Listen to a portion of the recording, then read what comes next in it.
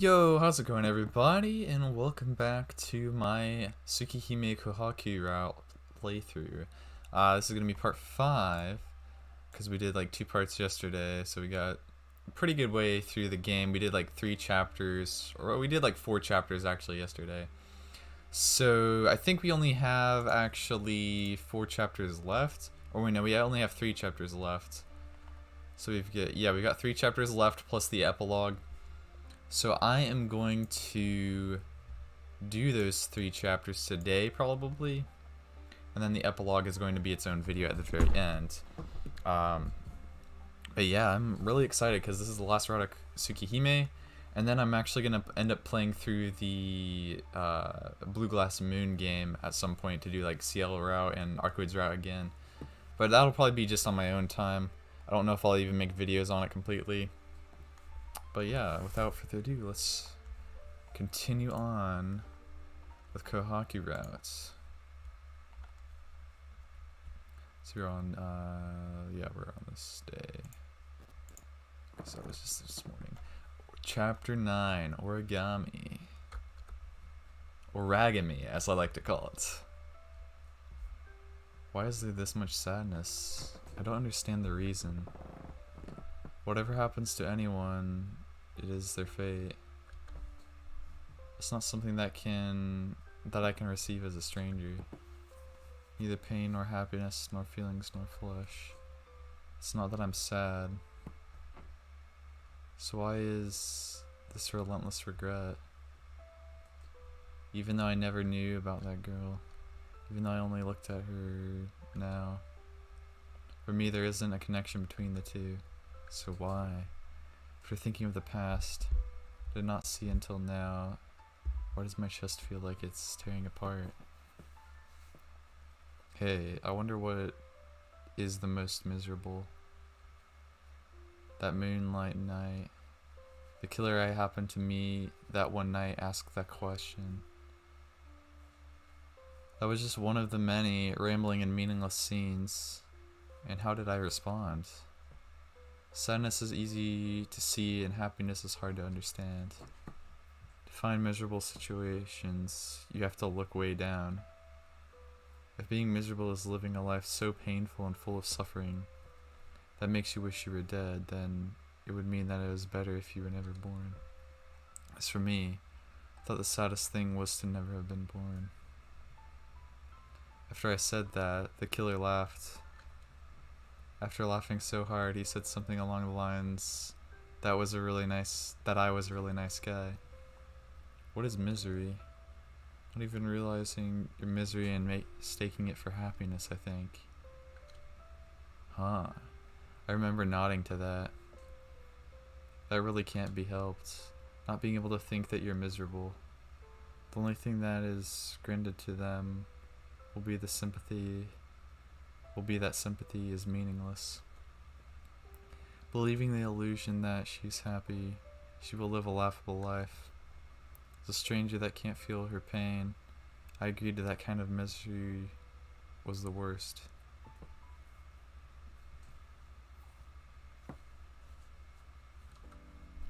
I slowly wake up for no apparent reason. The combination of the cool breeze and the sunlight streaming from the window feels great. The weather is simply exquisite. It's not the kind of weather to spend all day in bed.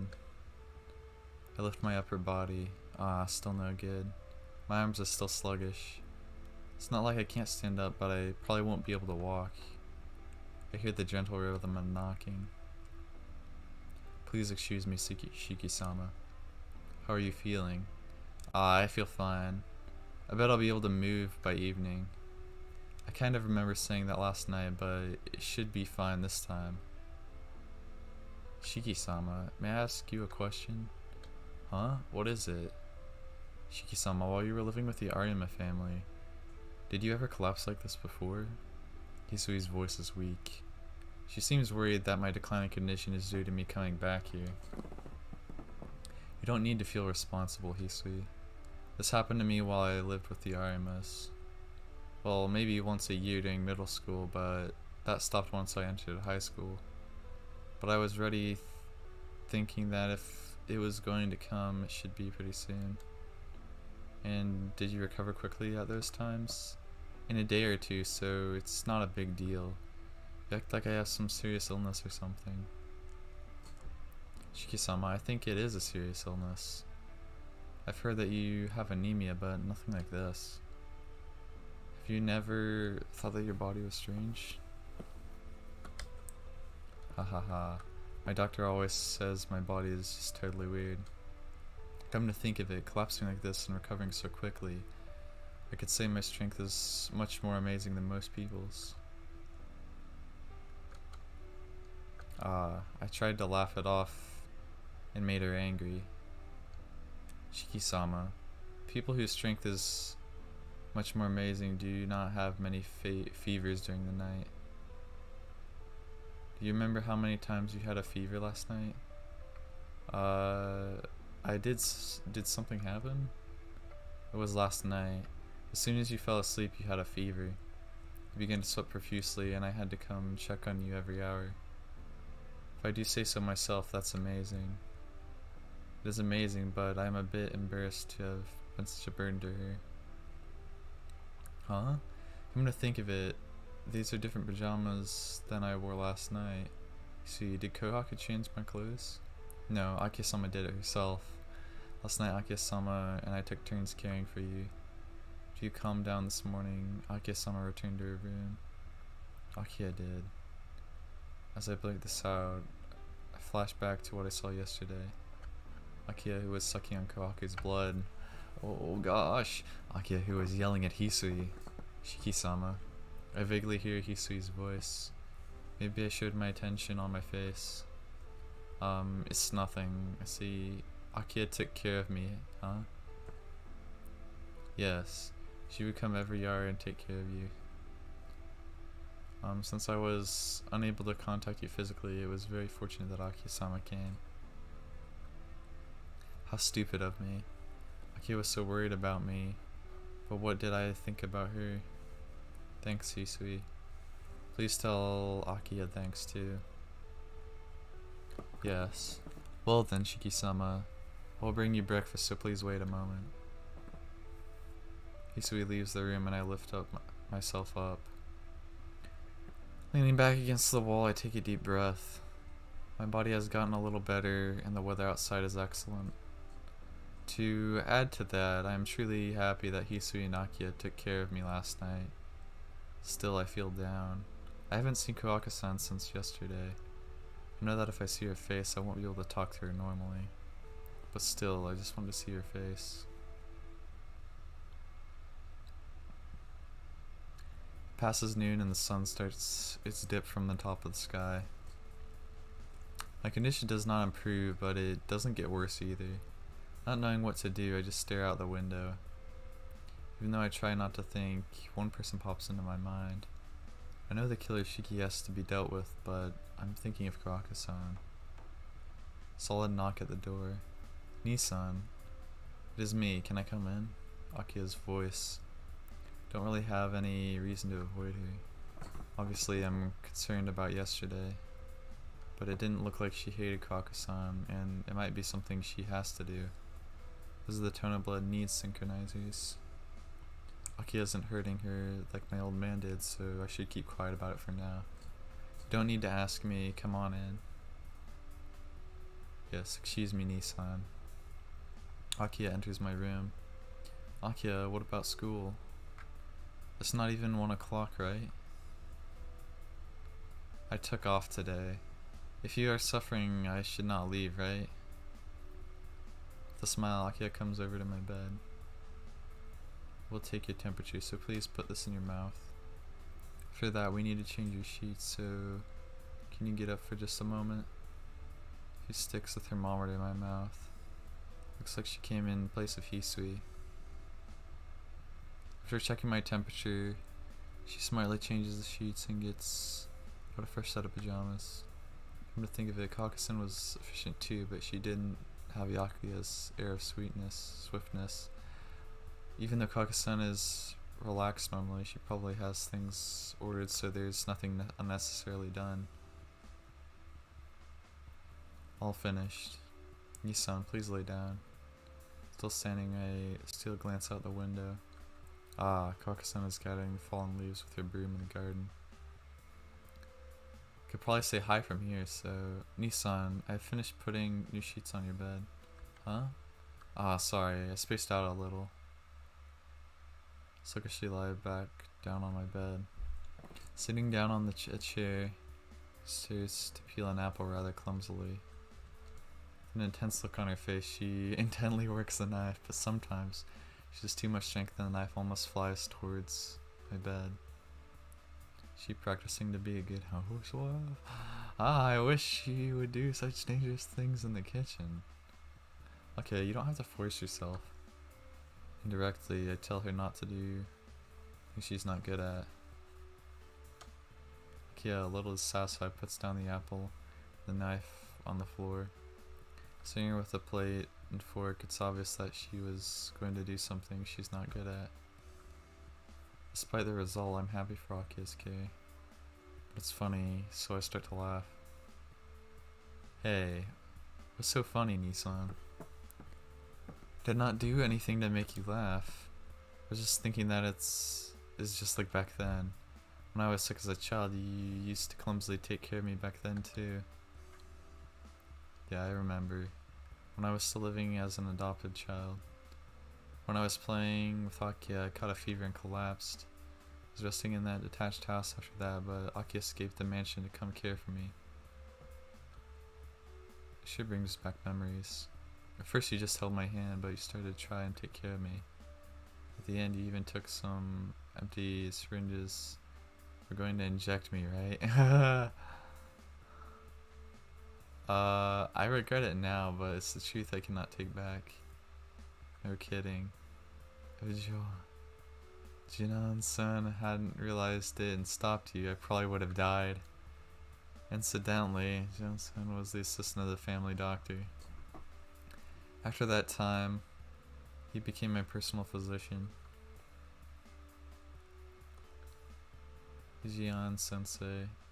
Come to think of it, even though you didn't like doctors, you always ended up losing to him. Of course, that person is a mad doctor. If you disobey him, he'll pay you back twice as much. You don't understand how scary that is. Who knows, Aka says as she smiles. She knows it doesn't concern her and she isn't being cute at all. Ah, speaking of doctors, when did Kohaku-san get her pharmacist license? Seems to be very close to our age, but doesn't that sort of thing have an age limit? That is true, but it is father's doing. We don't know the exact date of Kohaku and Hisui's birth, so father did a little manipulation of the documents and made her older. Whoa, as expected of a rich man, his methods are a bit illegal. But I think that Hisui is about your age. Kohaku and Hisui are twins, so that would naturally make her around your age, right? No way. Kohaku-san and I are the same age? Well, it's not like I really gave it much thought, but I always felt she was older. Well, she certainly doesn't act older, but I never thought of her as the same age. Because if that's true, then from when Kohaku-san was 8 or 9, Tonamakisa did. The ooey gross. I imagine a crack in my body. Nissan, what's wrong? Are you feeling alright? Nah, it's nothing. No need to worry. After all, this is just a brief pain. There is a need to worry. Sweating like that, you seem like you will collapse at any moment now. But compared to Kohaku-san, compared to that, this pain is nothing. I really want to see Kohaku-san after all. I don't know what I will say after I meet her, but I have to see her and do something.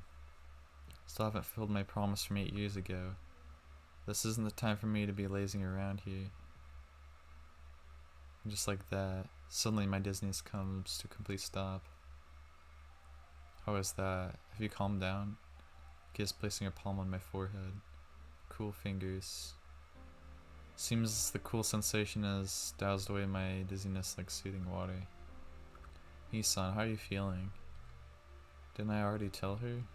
My eyes are dead serious. Her gaze seems to be asking something different. Fine, I will just have to investigate myself. After saying this, she lowers her hand from my forehead. Pumps smoothly glides down the top of my shirt. Doesn't seem like there's anything wrong in particular, but your fluctuating temperature might be due to me simply not being used to it. Murmuring to herself, she draws back her hand. Nissan, you have a normally healthy body, but you have anemia like this very often. Do you ever think that is strange? Yeah, well, the doctor told me that many times, but what about it? Of course, doctors cannot know the reason for your anemia. Hey, Nissan, do you want to know the reason for it? My heart skips a beat. What I haven't known for all these years. This unstable body of mine. Akiha knows? Doesn't seem like you're joking. Right, if you want to know, then I will tell you. It is due to the sins of my family, so you have the right to know. For some reason her words seem very dangerous, but I can't shake my head in denial after all this. Yo, Jakun, Arctic live? Yeah, I am live. Yes, I'm trying to finish this route like pretty fast, pretty soon. I know. It's pretty spicy so far. Please tell me, Akiha. I understand, and I will tell you. But yeah, it's going pretty crazy. Also, the best line in the whole entire all of Tsukihime right here. For the first time, I went to kill myself using my ability. Yeah.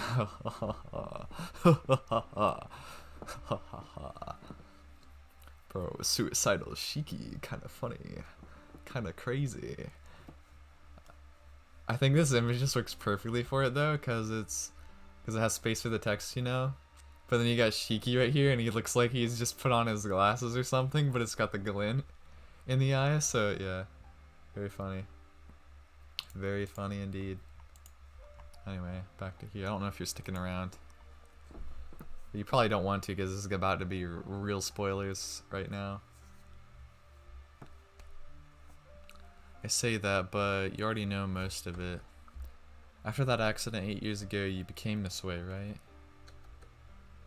So that has to be the root of all this. 8 years ago? You mean when I was almost killed by Shiki?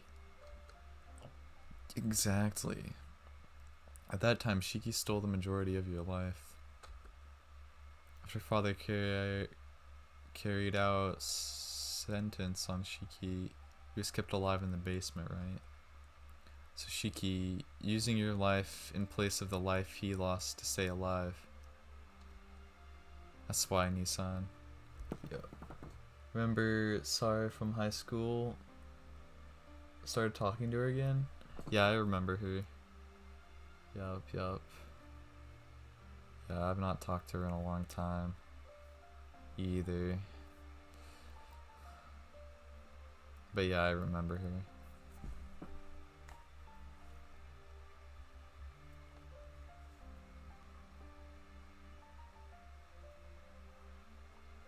It's pretty good.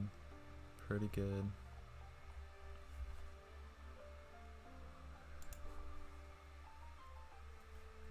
She's going to stay at my college since she can't transfer. Oh, okay. Interesting.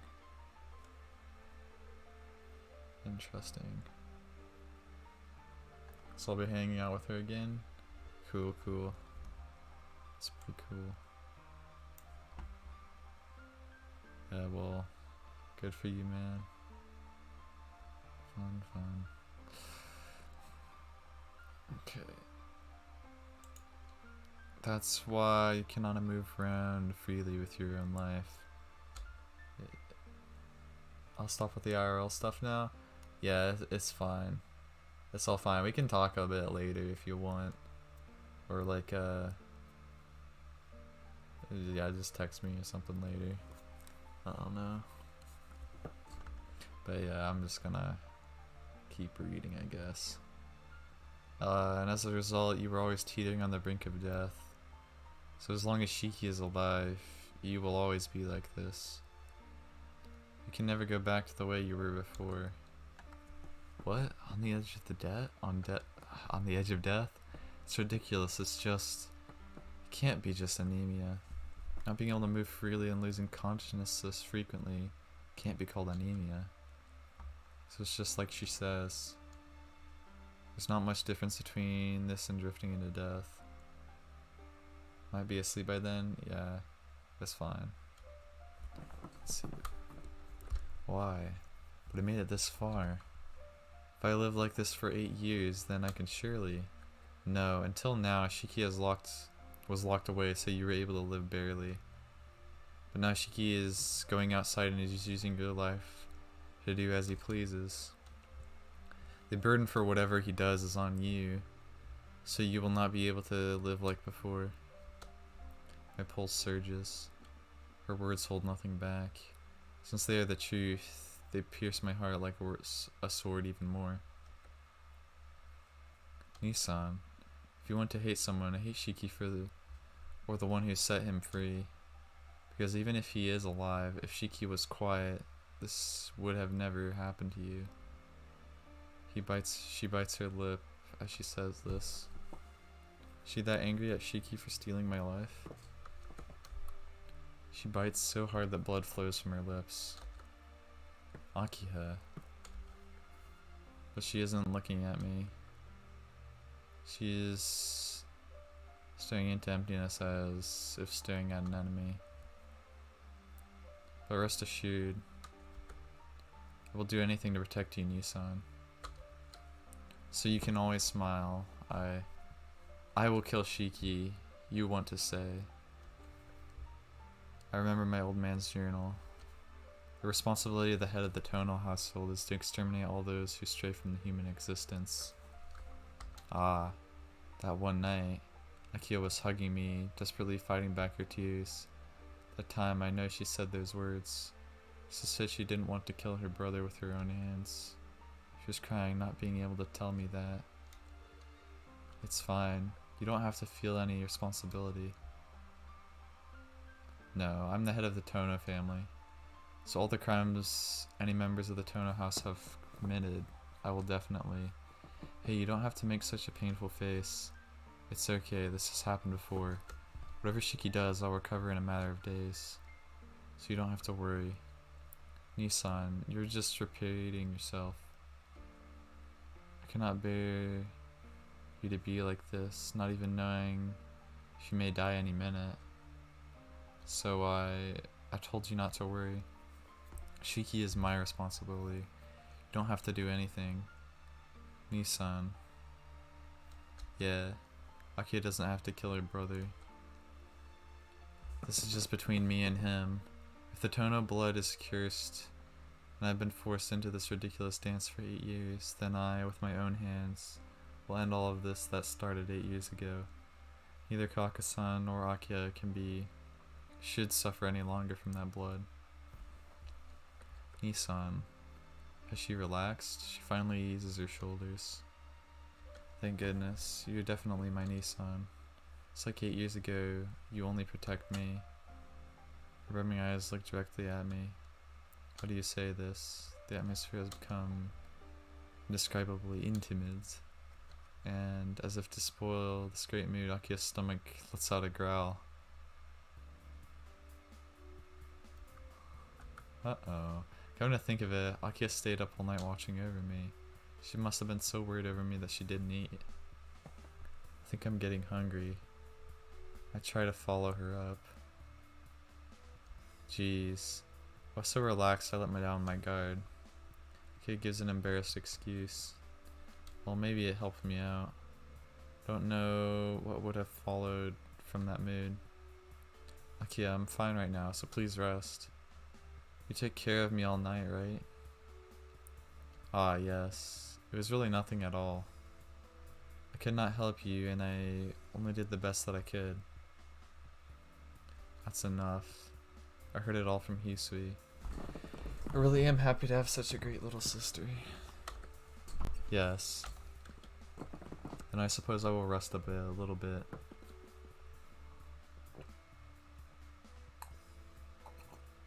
I will come here again after dinner, so please rest and relax. Getting up from the chair, Akiha leaves the room.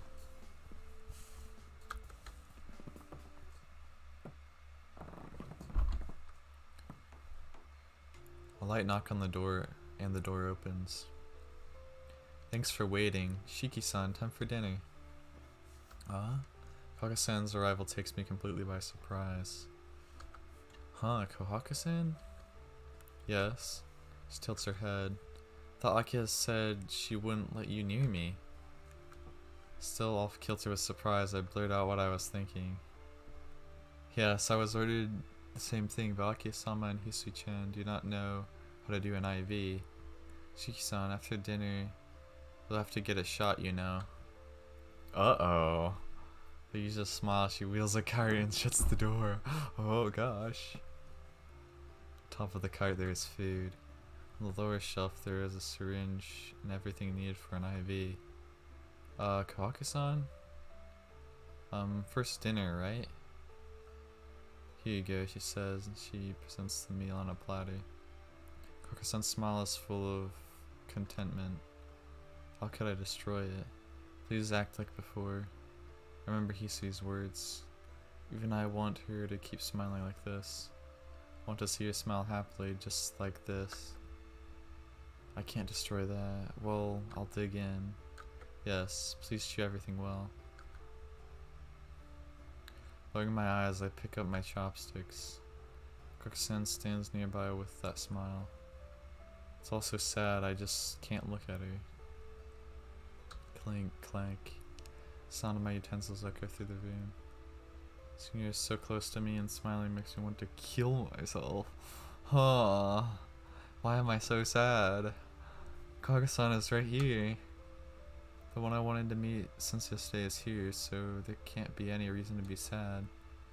Sadness is easy to see, happiness is difficult to understand. For example, a girl who was locked away in the mansion since she was very young. The girl giving Tono Shiki her ribbon despite all that. Stupid me that spoke so happily about the past in this mansion. Such things cause me pain. The sound of my utensils. Bringing my hands together, I thank her for the meal. As if she was so happy that I had seconds, she clearly takes the dishes.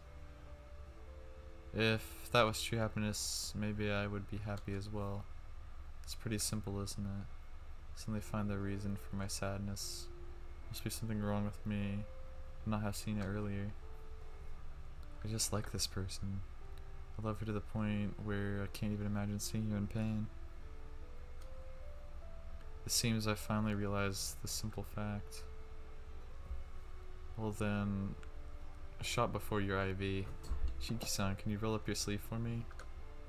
I roll it up to the elbow. This won't be too painful, so just relax. Wakisa-sama would sometimes fall ill too, so I've had a lot of practice, you know. She rubs my arm with a swab of cotton drenched in alcohol. I don't know what to do. Senses Tonomaki's name as if it was nothing. This perfect act, is there a reason for it? Ah, come to think of it, you're always injuring yourself as a little kid.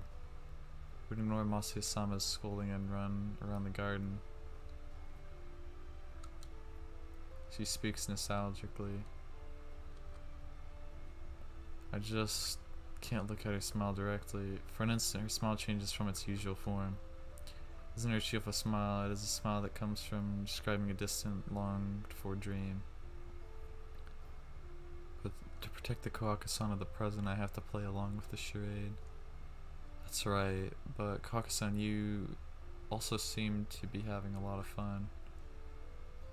Yes, running around with you, Shiki-san. Yeah, it really was fun. Playing in the garden until sunset. But after it was all over, I'd always get yelled at for being covered in mud. That's another act too. The smile is just fake. Not being able to stand it anymore, I wrap my arms around this girl speaking of her dream. I can't even hold on to her tightly. Shiki-san. A questioning voice reaches me. Just wordlessly hold her close to me and stroke her hair. I can't let her see my face. Probably have a horrible expression. I can't meet her gaze with her sharp perception. If I did that, she would know that I know everything. But still, I try to hold back and bite my lip. Shiki-san, does it hurt that much, Shiki-san? No, it isn't that. All I can do is grip with my fingers. I can't hold her tightly, but I want to embrace her as much as I can. Ah, that's no good, Shiki-san. You're a boy, so you have to endure some pain. Her arm brushes against my hair. She quietly rubs my head. That breaks my limit. It's okay, Shiki-san. Did you say something? Kohaku-san asks. No matter how much my mind screams for me to stop, the words just come out. It's okay, you don't have to smile any longer. It's okay, you don't have to force yourself to smile. My voiced feelings spurt forth from my clenched lips. Her hand stops moving. Kohaku-san freezes. She doesn't even breathe. I hear a noise. Kohaku-san pulls away. Oh no, it looks like the ivy spilled. The usual smile. Unfortunately, the next one will not arrive until tomorrow, so we'll stop for today. Well then, Chi-san, if anything happens, please call me.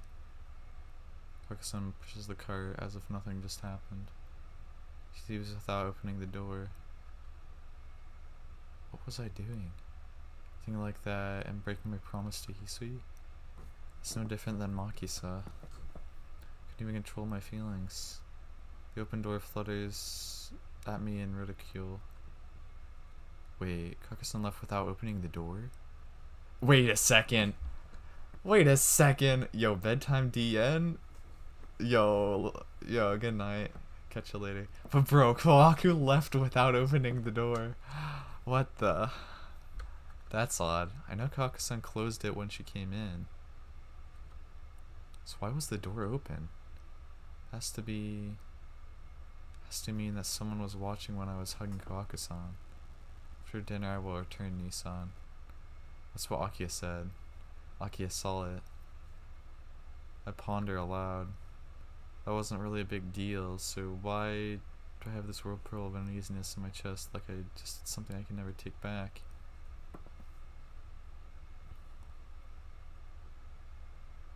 Night falls. The clear daytime sky turns into a black dome.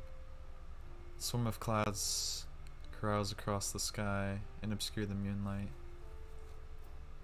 I take a deep breath and get out of bed. See? I told them I'd be better by evening. I'm pretty much better. There isn't anything to stop me from running about. I take my knife from the drawer. Alright, I place it in the pocket and psych myself up. Problems really have piled up, but I won't mistake what I can do, what must be done. The killer wandering the streets. Tonight I will have to end Shiki's wanderings once and for all. As her big brother, it's the least I can do. I can't allow Akiha to be forced into fighting her real brother. I have to stop Shiki while I can still move my body.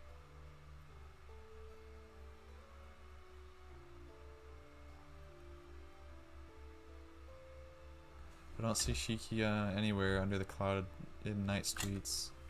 Damn, I guess I was thinking too optimistically. I thought I would meet Shiki if I just walked the streets at night. Even though I have never seen him, I thought I'd be able to meet him like two magnets coming together. It's probably better if I just wait somewhere instead of randomly walking about. The alley would probably be a good idea. I went to so many murders there in my dreams. It's probably the best bet if I want to find Shiki. Well then, I hide in the darkness and take a deep breath. Ready for an attack at any moment, I grip my knife.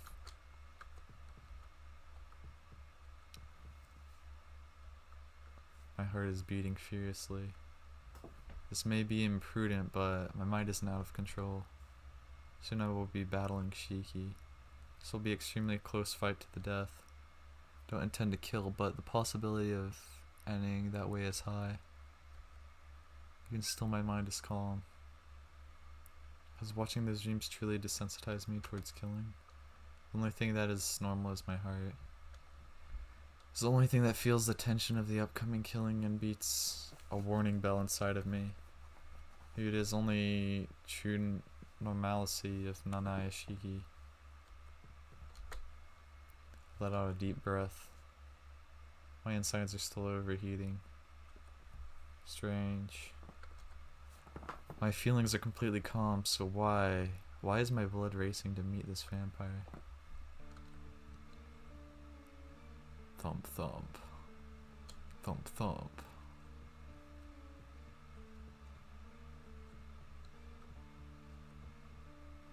Once before, I think I was searching for someone like this. Sense someone and instantly hide myself. Sound of footsteps. My pulse reaches new heights. The one who is coming is the one enemy I know I came here to defeat. Footsteps come closer.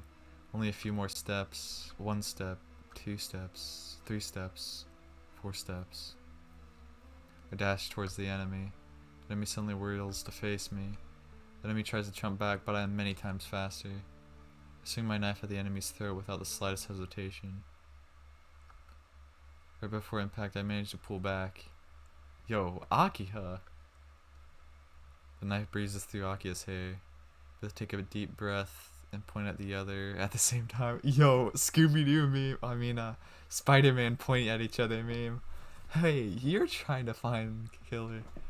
Nissan, what are you doing here? Akiha, what are you doing here?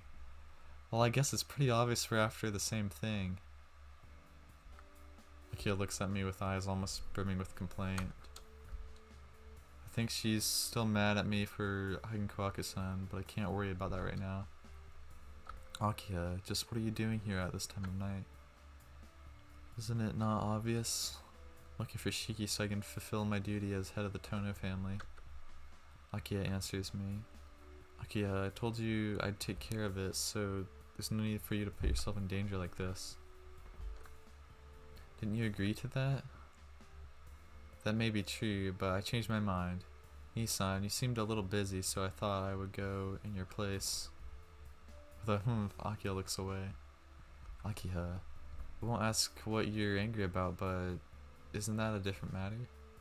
This is between me and Shiki. Akiha, I won't let you get involved in such a dangerous fight. Give it up. You're very naive if you keep saying that, Nissan. Look, even now, your body is getting weaker. So I will do whatever it takes to make you better. I will not listen to you if you tell me to stop. Akiha looks intently at me. She's dead serious. What you say is right. Really am happy that you worry over me this much. But isn't it tough? Shiki is your, Nissan. You're the one I call Nissan. Certainly this is a difficult task, but someone has to do it right. I was raised to fulfill my duty as head of the Tono family, so all of this is under my own resolution. More importantly, Nissan, at your current health, what are you doing? Aren't you the one who is in danger from Shiki? Akiha adopts an incredibly commanding poise. She walks towards me with her fingers pointed right at my throat. Consciously take a few steps back under this attack. See, you're already losing to me mentally. Look, you're just a normal human, so a monster like Shiki is too far above your level. I will escort you this night, but from now on, you have to take care of yourself. Akiha grabs my arms and walks off. Wait, Akiha, wait up. Oh, quiet. If you make a racket this late at night, you will just attract the police. I lose once again. Oh well, my body still isn't fully well, so I should just go back like she says.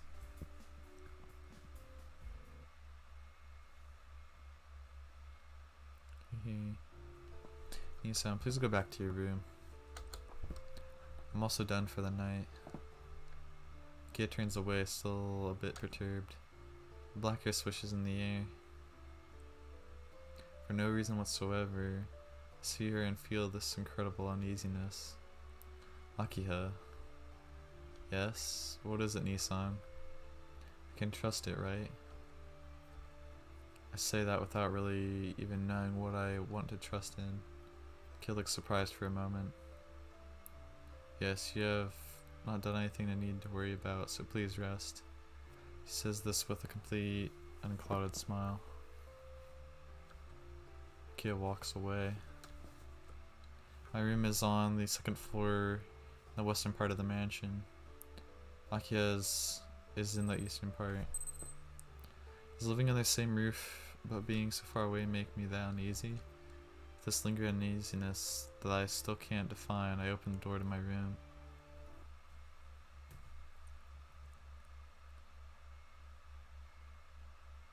Chapter 10, Locks of Hair. That's a different name than what it says online that the chapter's called.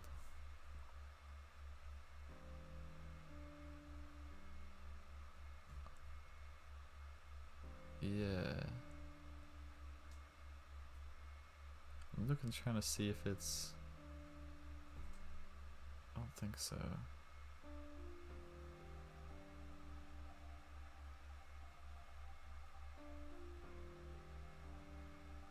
Yo.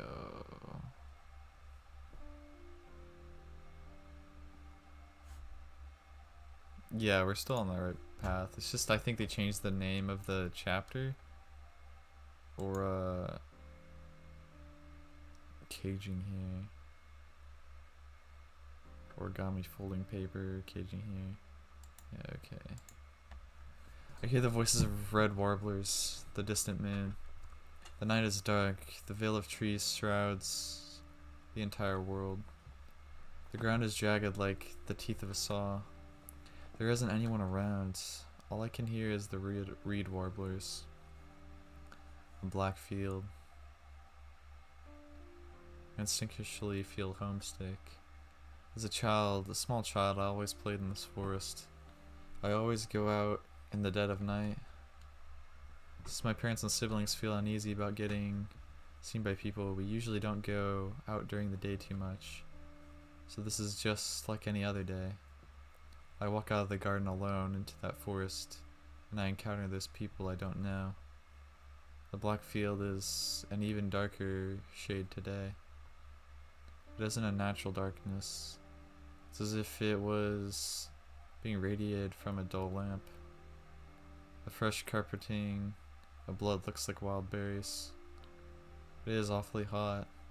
As I take each breath, it feels like I'm bringing fire into my lungs. The heat is as intense as summer. Is that why I keep hearing those reed warblers in the chilled air? The wild berries are strewn all over the field. In the middle, a single bright red eye. A stranger is standing in the field. It only has one eye. The eye shines with red light. Looking like it's floating in the empty air, its very existence screams abnormality. Since there is only one eye, its color doubles. Compared to that eye, the fresh blood seems like a chrome yellow of a far-off mountain. Scarlet deeper than red? A name for that has been passed down in the Nanaya oral tradition. Crimson red vermilion. The name that points to an existence that has awakened to the non-human blood of its ancestors. Describes a person whose ego is subsumed by a transcendental self and loses all sanity. It is because that the red evil eye is a sign of being possessed. Like a mirage, something shimmers behind it, laughing around aimlessly as if insane. Doesn't look like it's having any fun. The reed warbler's cry. His body becomes hazy.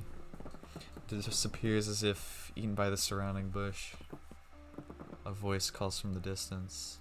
I'm scared to be alone, so I should go towards the forest. From the veil of trees, I hear sounds like they're having a festival. Crash, crunch, smash, splat. Shiki walks towards the back of the forest. After passing through the field, I think back about that redness I saw earlier. How pitiful. When did it become so tired and hazy like that? It seemed incredibly strong, but at the same time very fragile. After finding out that it doesn't have much longer to live, I continue towards the heart of the forest.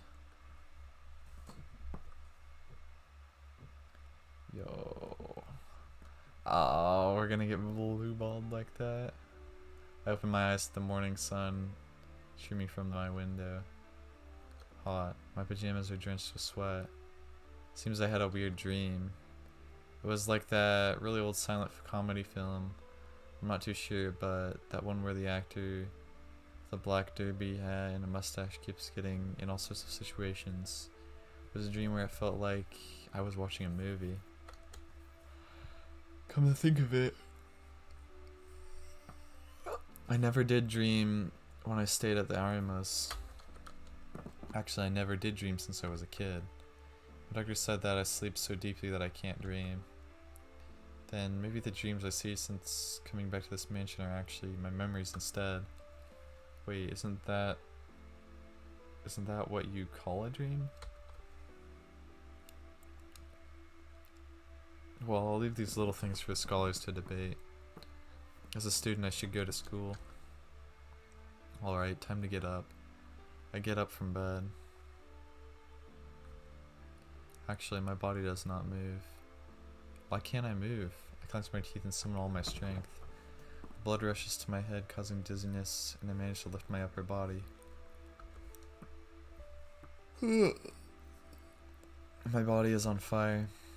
Damn, this is worse than yesterday. Yesterday my body was just heavy, but now just moving my arm is incredibly difficult. See if I can lift my arm vertically. I finally lift it up.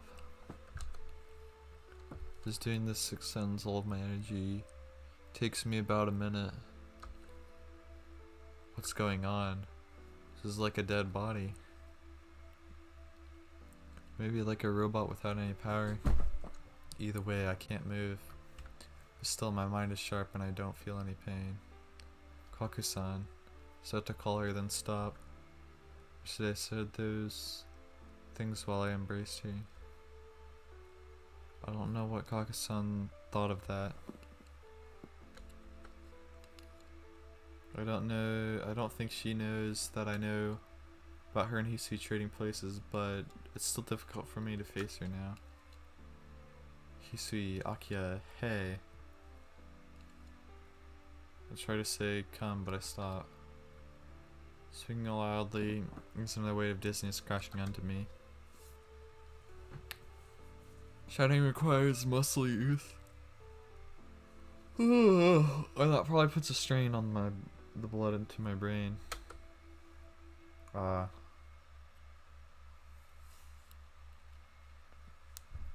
Yo, my avatar just twitched there around. I can make it twitch again. Ready? Watch. Yeah, there we go. Yeah. Because I use a camera to face track. So it's not completely accurate. I breathe shallowly. All I can do is just wait like this until Hisui comes to wake me.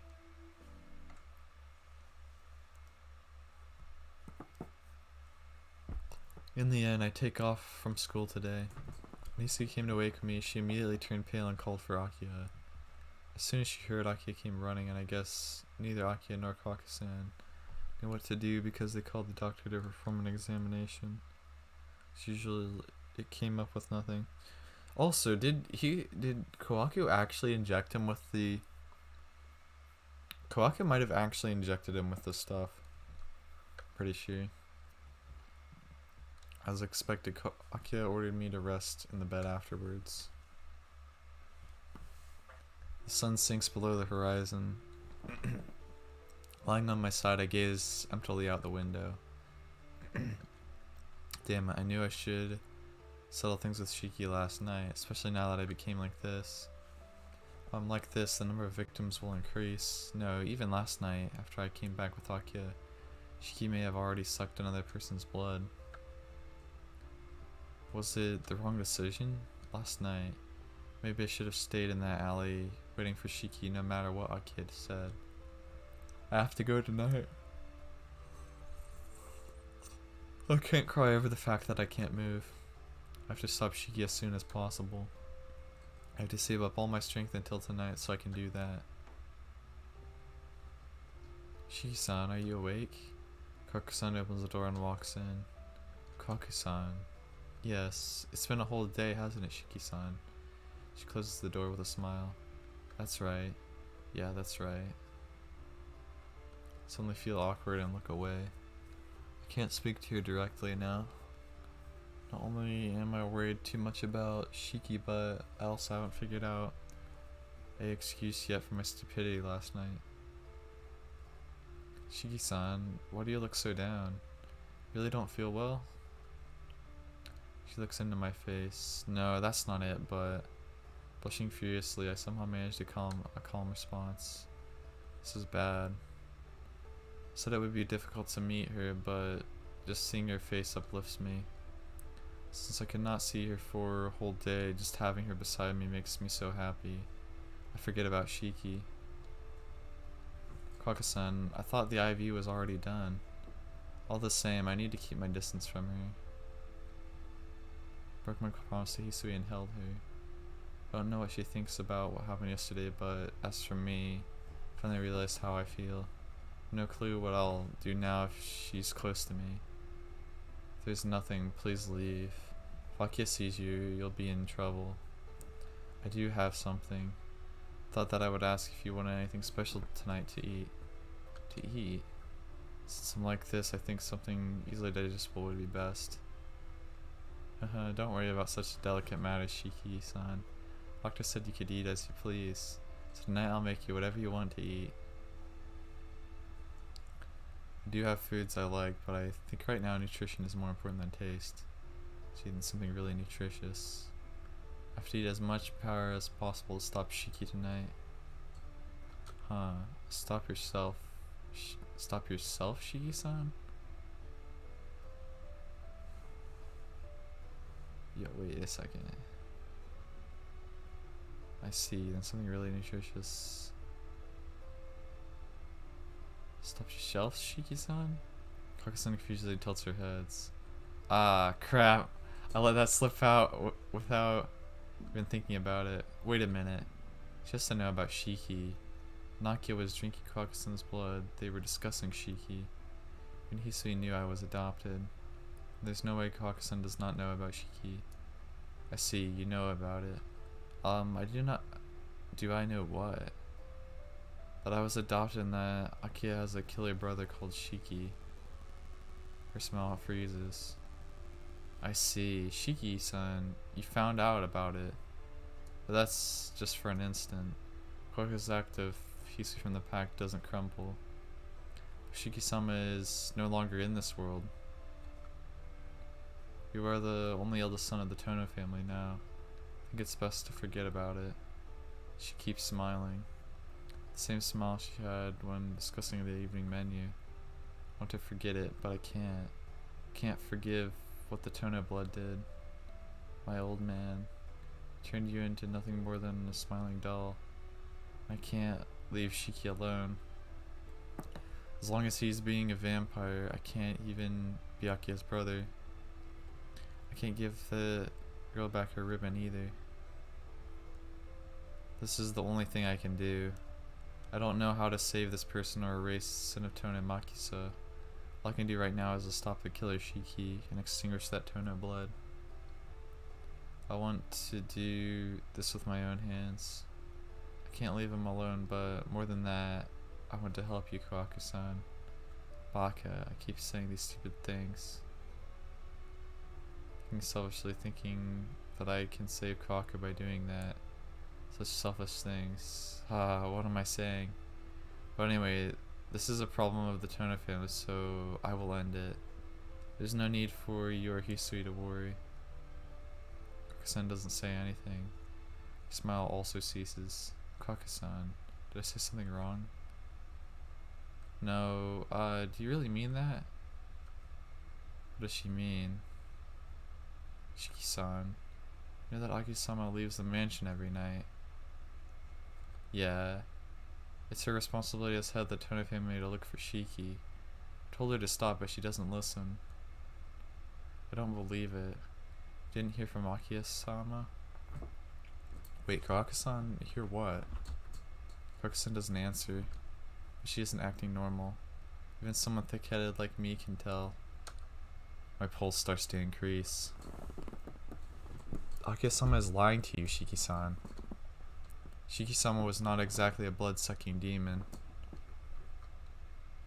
It's the body warmth of others. Not the blood, but the heat. My pulse goes crazy. A combination of those facts and her serious eyes make me imagine something bad. Wait.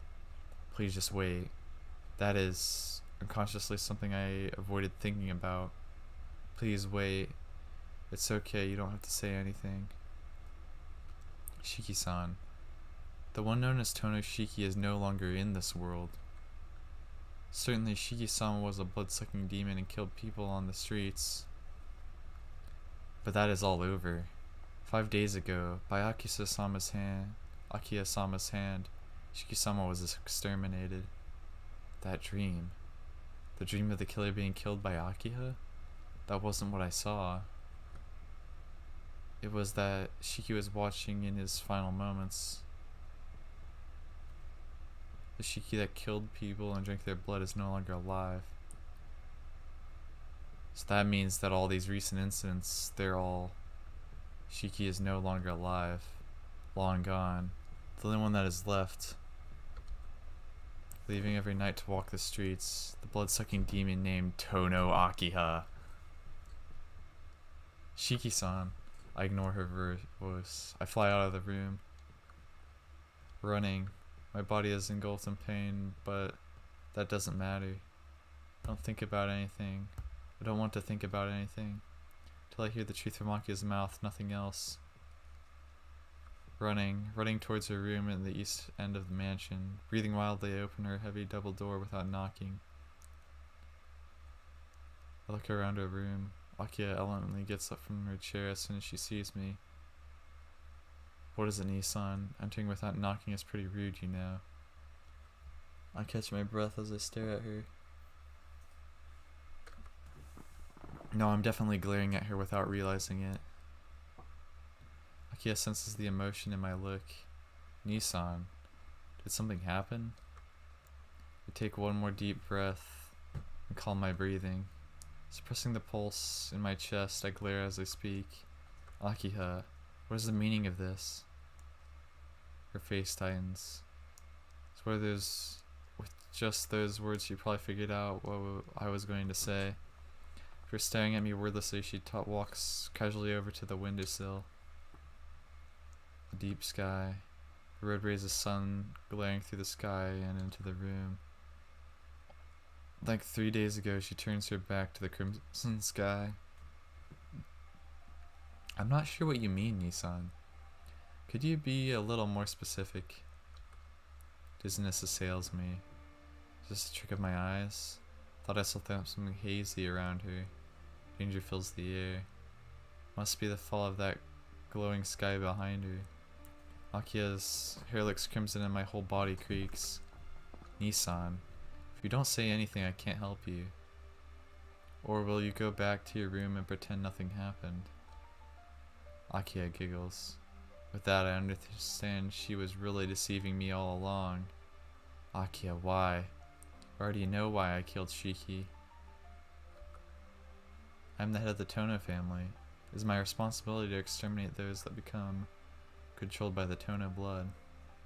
What I did was my consensus of the family, and even you wanted to kill him. Hairs on my body stand on end. What is this? Who is this person in front of me? Who is this that takes away my breath through sheer pressure? No, that's not what I meant. Oh, well then, there's no problem. Killing someone who isn't human isn't a sin, right? It's just like killing a dog that attacks people. It's on the same level. Said that it's not about that. What I want to say is, why did you hide it from me? Ah, that. It's boring. Ask me such an obvious question.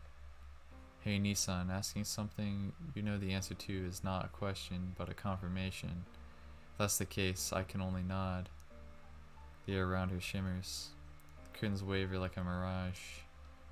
Her long hair illuminated red by the setting sun. Creak. My body screams at me to kill her. You killed Shiki 5 days ago. Yes, Akiha nods. 5 days ago, that night, when she collapsed. Hugging me while she was crying, trying to hold something back. Then the recent vampire incidents aren't the work of Shiki. They are all you're doing? Yes, Akiha nods. The detached building in the forest where Akiha was sucking Kohaku-san's blood. All that time, Shiki was already gone, and Akiha was still committing those acts. Kohaku-san even asked why Akiha wasn't satisfied with just her blood. Why? Shiki was... But you don't seem strange. Yes, I am not like Shiki. It's obvious because I'm drinking Kohaku's blood, so I don't become like him. Then, why aren't you satisfied with just her blood? You said it yourself, so why? Why are you doing the same things as Shiki? This is the influence of Shiki. This is my failure, Nissan. My power is not something that excludes anything or destroys, it is power to plunder.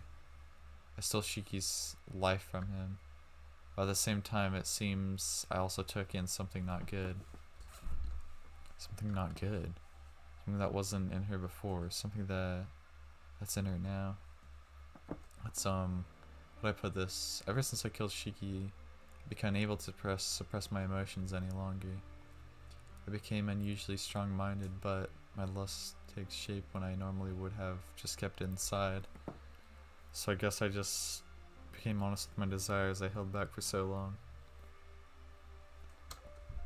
I needed Kohaku's blood to maintain my body, but I was getting bored of the taste since I had been drinking it for a few years. Yes, you probably will not understand, but the first time I tasted the blood of someone other than Kohaku, it was simply amazing.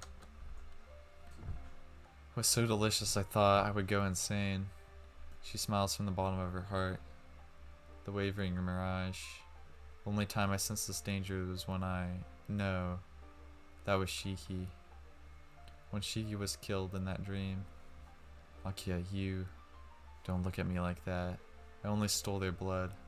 Shiki took their lives as well, so you should not look at me like that, Nissan. Only their blood? Akiha's neither defiant nor remorseful. She just smiles as she looks at me and speaks, as if it is a matter of course. I can hardly breathe. Akiha is enjoying this. Came to confront her, but she seems like it's just killing her boredom. What is this? This is like a killer truly enjoying insanity. Stop messing around. Why that? Why, Akiha? There's something wrong with you. Somehow warding off her gaze, I take a step closer. Ah, it must have worked because she swallowed her words. You must know too. What you're saying isn't right. Take another step. Her looking away peevishly, she bites her lip and glares at me. There's nothing wrong. I drink the blood of other people only for your sake. My legs stop. As she strongly bites her lip, she relaxes. I already told you. You were killed by Shiki 8 years ago. You are not of the mixed blood of the Tono family, but you are just a normal person. You did not have any power to live after Shiki stole your life from you. But I could not allow that. You were killed protecting me, so I was the one that should have died. I was saved by your bloody body. You were already dead, but you still protected me. Do not remember everything that happened afterwards, clearly, but I just remember thinking only that it would have been better if I died instead of you. That wish was granted. See, it's like what happens in a fairy tale. Like giving your blood to dead birds and dogs so they can live again. Yo, did Akiha? Yo, my power is really the opposite, but I guess put that curse on you. Miraculously recovered. Ever since that day, I have carried a load. Come to think of it, it was only natural. This is because I shared half of my life with you, Nissan. Everything goes black. So I'm alive because of Akiha. And at the same time, because of that, Akiha has to live with that terminal illness. Akiha, the time you had that fit, it was all my fault? Yes, as long as I keep you alive, I have to use my powers of the Tono blood. If I do that, my human blood becomes thinned. If it becomes too weak, I will become something less than human, just like Shiki. To prevent that, I have to only use the minimum of my powers. But if I do that, I can only maintain your life, and I can't support my own body. As a result, as fits occur, sensing the danger, my body tells me to stop providing you with energy or just become one with the Tono blood. It is only thanks to Kohaku that I've been able to resist it this long. As a synchronizer, she can strengthen one's will. I regularly drank her blood to strengthen the human part of Tono Akiha. Before I realize it, my whole body staggers. Akiha. Akiha is sucking of blood. It's completely my fault. As long as I'm alive, Aki has to live as the Tono. But I thought if I killed Shiki, it would be solved. If Shiki died, then I would no longer be able to steal your life. Ah, that's right. If Shiki is no longer alive, then I could have my life to myself, so I wouldn't be anemic anymore. But it really is funny. If anyone other than me had killed Shiki, then you would have been back to normal. Didn't I tell you? I stole everything from Shiki. Do not have the power to synchronize like Kohaku. What I stole, I cannot give to anyone else. She strangely gives a heartfelt smile, pure self-deprecation. After killing Shiki, I felt a weight lifted from me. Spasms I had every evening did not occur, and I felt great. Do not need to say why, do I? Because in place of Shiki, I'm now stealing your life. But I just took it and I can't give it back to you, Nissan. Unlike Shiki, I do not have the ability to fuse. Yes, you refused with Shiki. Certainly Shiki took away life from me, but it returned to you when you slept. But that is no longer the case. That is why you have trouble moving now. That is why I have to continue supplying you with energy more than before. For that reason, I need to accumulate energy from other people's blood. After saying this, Akiha walks away from the glowing red window. Nissan, maybe I'm just a blood-sucking demon, but it's all for your sake. Will you still not allow it? Not as Tono Shiki, but will you kill me as Nanaya Shiki? I don't know what to say. Whatever she says, I'm Tono Shiki. I won't become what I don't even remember as Nanaya. But my body is different. Just seeing Akiha causes all my strength in my body to coil like a spring. It's like it's trying to do something to the non-human Tono Akiha. No. It isn't about Tono or Nanaya. I just don't want you as Akiha to have to drink blood. I don't want you to be like Shiki. Nissan, I'm doing this for your sake. Don't you understand that? Even that time, I told you how I felt. You didn't even say anything. I told you that I loved you, so why you look at another woman? Yo. But that's like brother and sister. Even if we're not connected by blood, we're still siblings. That's such stupid things. It's not stupid, because we are siblings. I can't love you. Her voice echoes through the room. Maybe the first time she's yelled like that. Aki's shoulders rise and fall. She pants heavily and bites her lip regretfully. Akiha. Nissan, I don't care if I become no longer human. If that means you can live, then I do not care what happens. So please, look only at me. I was always waiting for you. Now that you came back, do not betray me. Her fingers tremble as she says this. She closes her mouth and awaits my response. She wants me only to look at her. I didn't think Akiha, with her pride, would ever actually say that. But that's wrong, Akiha. Without a doubt, she is dear to me. Akiha saved me up until now. So I want to grant her wishes as much as I can. But she's my sister. Can't love her in any other way. Because the one I think the most of isn't her.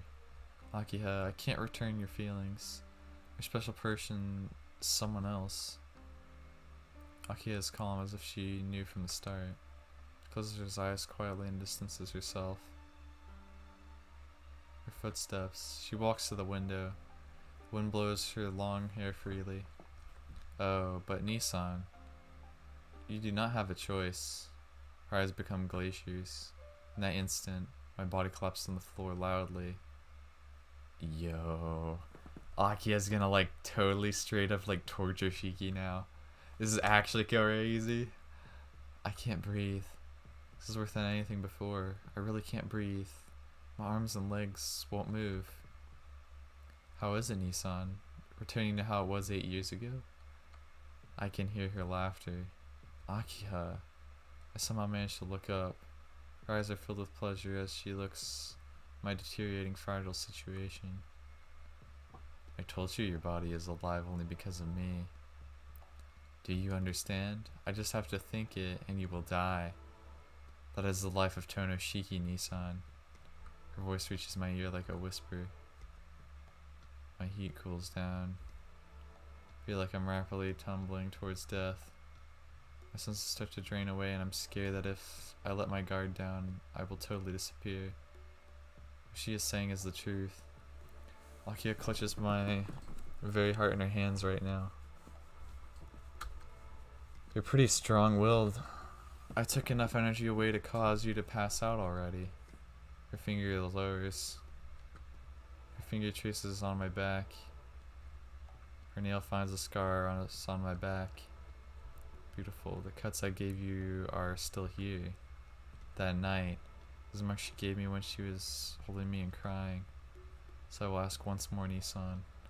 I am the most important to you, right? Her whispering voice next to my ear. My senses are just about completely gone. Hey, yo, this is crazy. If I don't answer, I might die. Answer. Yo, I'm gonna get a drink of water.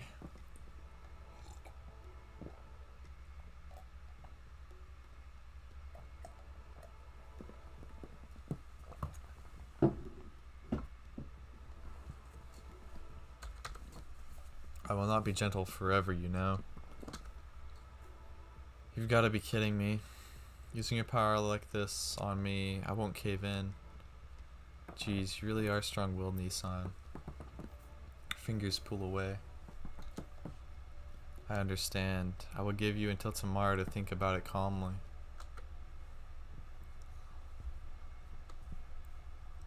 Akio walks away from me and picks up something that looks like a receiver. Kohaku, come to my room. There's something I need you to carry. Her voice sounds happy. I can't think well. All I can understand is that Kohaku-san will be here soon. Yo, shit is going down, like, super hard. The door opens and Kohaku-san arrives. Shiki-san. I think she realizes I'm on the floor.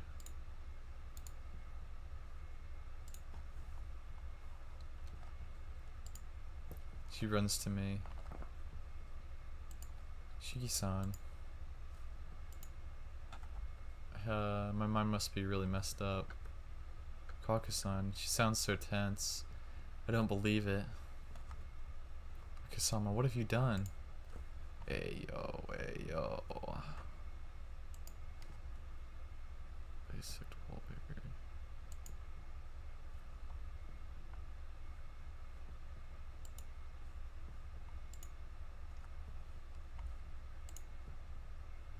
Wait, give me a second. Yeah, I'm gonna mess with something real quick.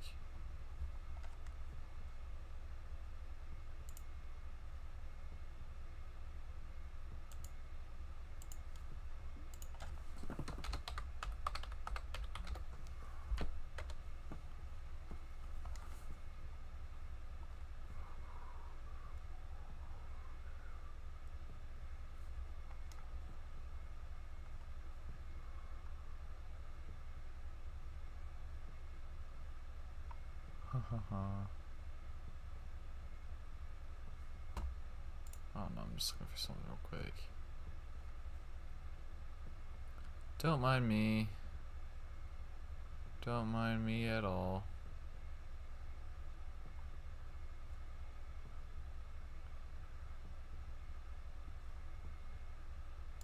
I probably shouldn't mess with it right now. So I probably won't. Yeah, okay. Nothing. I just showed Nissan how things stand. Seems he will not understand unless I told his body. But I can't just let him lie here all night. So can you take him to his room? He will be in that state at least until tomorrow night. Akiha turns away. Seems like she's going to her bedroom.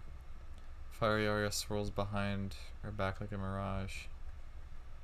Shiki-san, can you stand? I can. That's what I meant to say, but can't even do that. Her-san leans me her shoulder. I hardly feel like I'm alive, let alone able to walk. The cable that lets the human tone of Shiki move about seems to have been cut.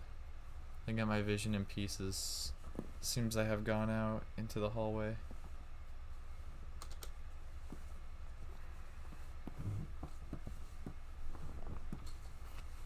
Night falls. Shiki is lying in bed. My wheezing drowns out the ticking of the clock. My body feels like every joint is bursting like a firecracker. Consciousness comes in shards. I'm probably alternating between waking and fainting in between each second. It's because of that, I suppose. I don't know how long it's been. Feels like a week since I came back to my room. The clock pointed at the number 8 tells me that's just an illusion. My breathing almost stops. When I had a terrible fever, it wasn't this bad. My body doesn't move, but my heart is racing. Akiha probably did this on purpose. I can't even move. Arms and legs feel crucified to the bed with iron nails. But still, if I want to, I should be able to move them a bit. A wildly beating heart seems to overpower Akiha's curse. If my limbs are nailed down, then it feels like my heart will burst out of this nailed down body. What is so exciting? Akiha with her red hair? Just thinking of that makes those immobile limbs somehow convulse. Probably my body would move to do one thing. What's in my head right now? Akiha horribly filled with pleasure earlier. It was certainly strange. Certainly she has that inner character, but that was just too much. It's like something that she doesn't even notice is controlling her. Did she absorb Shiki's madness? There has to be a reason for his insanity, and maybe Akiha consumed it without knowing it. If that's the case, it's just the same as Tonomaki said, just kill, kill, kill. Shut up. Try to suppress my raging heart. Jeez, what am I being so excited about? If I keep going through this cycle, won't I actually start to feel that way? My throat hurts, my body creaks. Don't you get it? I can't oppose her with this body. If you want to kill, you have to want to kill that. And shut up for a second. If you do, I will certainly destroy that demon without you telling me so. No. What, like I would ever? Mad pounding continues. I faintly cycle between blackness and awareness, dream and reality. Can't last until tomorrow. If this keeps up, I'll go insane first.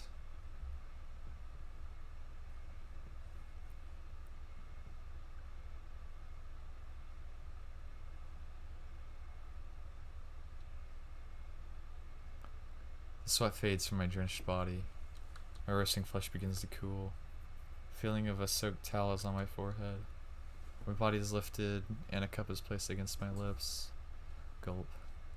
Yo, water time. Water time.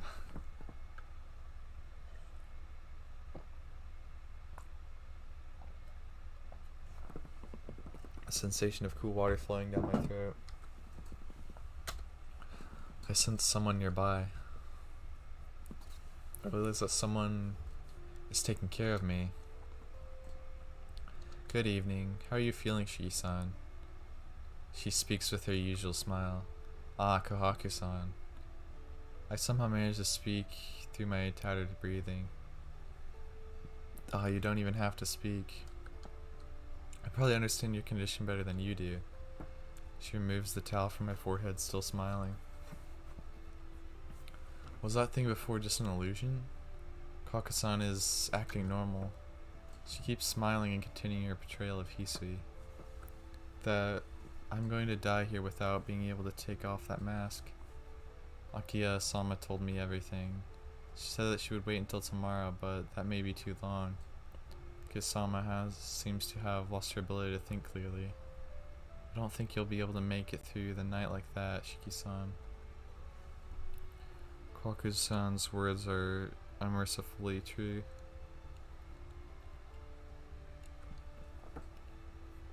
Shiki-san, you told me before. You said that you were numb to death. Is that still true? Are you still going to act against Akiha-sama hopelessly with a body like that? Kohaku-san. I'm surprised. Kohaku-san's voice is completely different than before. No way. I told you that I am more attuned to death than most people, so I think I can understand the situation I'm in. Without you telling me, I knew that surviving the night will be extremely difficult. Now you're not scared of death? If you accept Akiha-sama, then you will recover quickly, but you still do not. There's something wrong with you. Maybe, but I think it's okay. I like the me that acts like this. I like the Akiha for liking me as I am. Yes, and well, I enjoy small things that, like just being able to talk with you, Kohaku-san.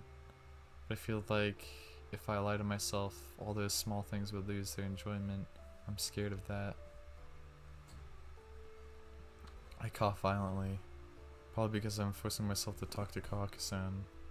My body doesn't even allow me to do that properly. Shiki-san, why don't you tell Akiha-sama that you love her? She asked the same thing again. This time, it's a little different. Kohaku-san's voice seems somewhat sad. If you do as Akiha-sama says, then you'll live. Even if it's just lip service, you will die unless you do so. I don't know what you're thinking, but isn't it better just to return her feelings? Such a thing. If I could do that, I would have already done it. No, I do love Akiha, but only as my sister, nothing more. The one I like isn't Akiha, Kohaku-san. I don't want to lie to the one I love the most.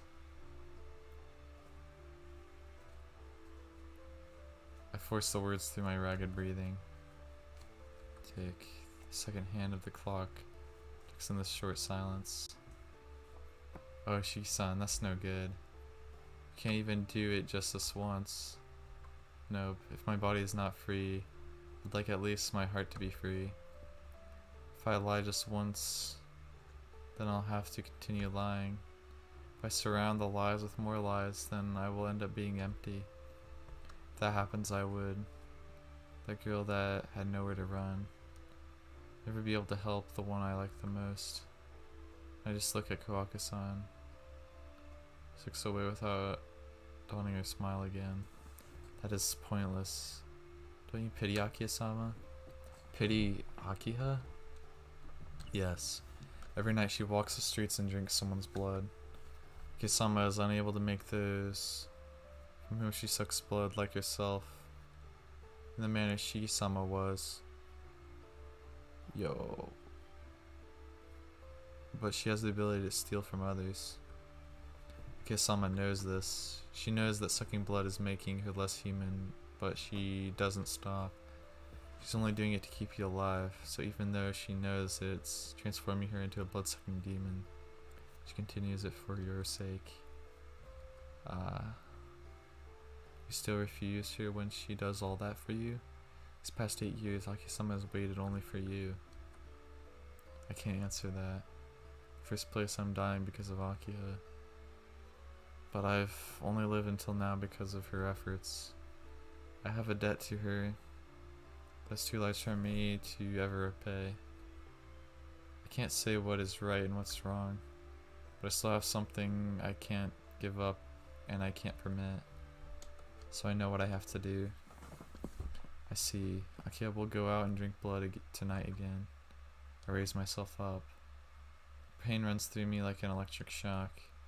I manage to stand up while resisting the volume of pain. What, Shiki-san? What are... No, I can't let Tono and Akiha drink any more blood. Laboriously take a single step. Even though I may collapse at any moment, I continue forward. I can at least make it to Akiha's room. Please wait. Standing in my way, Kohaku appears before me. You say you'll stop Akiha-sama. Is that the blood of Nanaya speaking? Has nothing to do with it. I just want Akiha to be Akiha. That is, I, as Tonoshiki, really feel. You mustn't. Akiha-sama will not have any mercy on you. You realize it already. Akiha-sama from before no longer exists. I know that. A shimmering mirage behind her.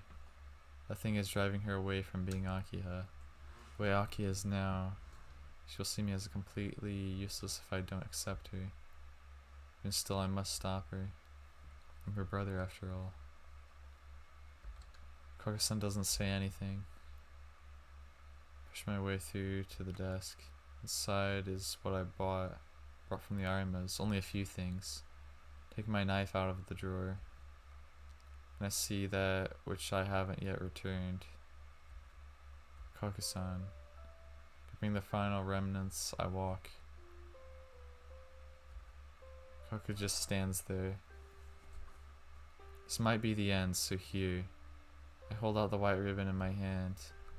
It's a little late, but I'm giving it back. Sorry.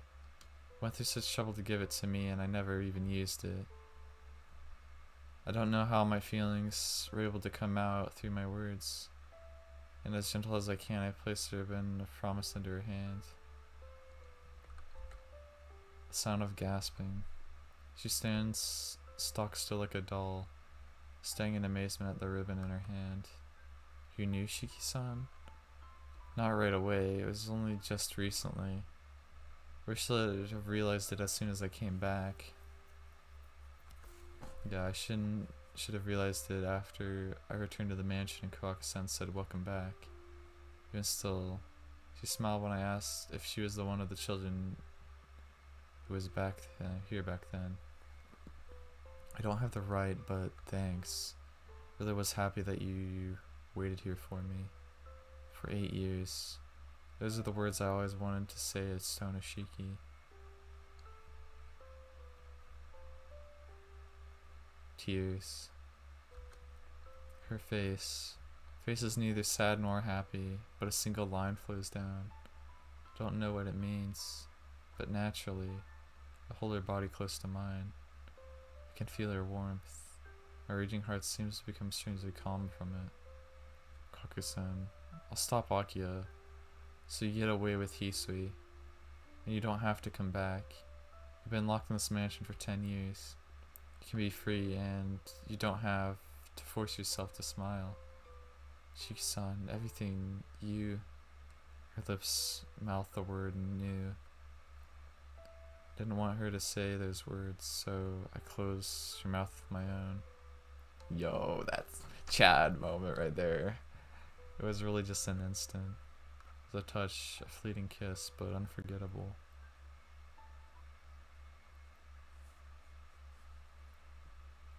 I raise my head. I release her. Place of the doll at Kohaku-san. I smile with all of my heart. Well, it was really short, but living here with you was a lot of fun. Yeah, I really do like you the best, Kohaku-san. Let's do this. The only thing left is to stop Akiha. No, stop. As I move to open the door, her voice rings out to me. No, Shiki-san, you can't stop Akiha-sama like that. Turn around. Shiki-san, you have to stop Akiha-sama. Kohaku-san stands there, not with a smile, but with a truly sad face. Kohaku-san, why? Why does she look like she's about to burst into tears? Shiki-san, did you really mean that? She looks directly at me. Her eyes implore me to confirm what I said about liking her. I nod. Kohaku-san shuffles over to me and holds my hand. How long were we like this? Kohaku-san doesn't say anything. After holding my hand like a child, she smiles once more and places my hand against her chest. If that's the case, then please make love the way. If you do that, then you should be fine without Akiha-sama's help. Make love? What are you? I'm talking about having zigs! Hisui-chan and I are both brought into this mansion for the purpose, you know. Yes, Kohaku-san says such a thing with her usual smile, as if discussing the weather. Zegs? But that is too sudden, my voice comes out weird. Yes, you may not know this, but we are called synchronizers. Simply speaking, we can project ourselves onto someone else and increase their powers. But it only works if the person is of the opposite gender. Because Akiha-sama is a woman, so we could not synchronize. That's why she had to drink my blood to form a fake bond. My body heat rises. Isn't the wildness of my heart either earlier? It's the true feelings of Tono Shiki coming to light. That is, I'm able to return your feelings, right? So there's no other way. If we exchange the bodily fluids, then I'll be able to help your condition. If you do so, you can return to normal without Akiha-sama's help. I really can't ask for anything more. If I won't be a burden to Akiha, she won't have to drink any more blood. And really, I want Kohaku's home too. But, still feel there's something wrong about this. Shiki-san, remember when you said you liked me? Kohaku-san's saying that with a smile. I start to lose control. It wasn't a lie. I always wanted you. And please, let me give you strength. If you don't, you'll die and be unable to stop Akiha-sama. Saying that, she embraces my hand tighter onto her chest, tender yet firmly elastic. Everything the breeze of a young woman causes my head to spin. I understand. Kohaku-san is just continuing her act. I understand that she's just using me. So that's something important to me.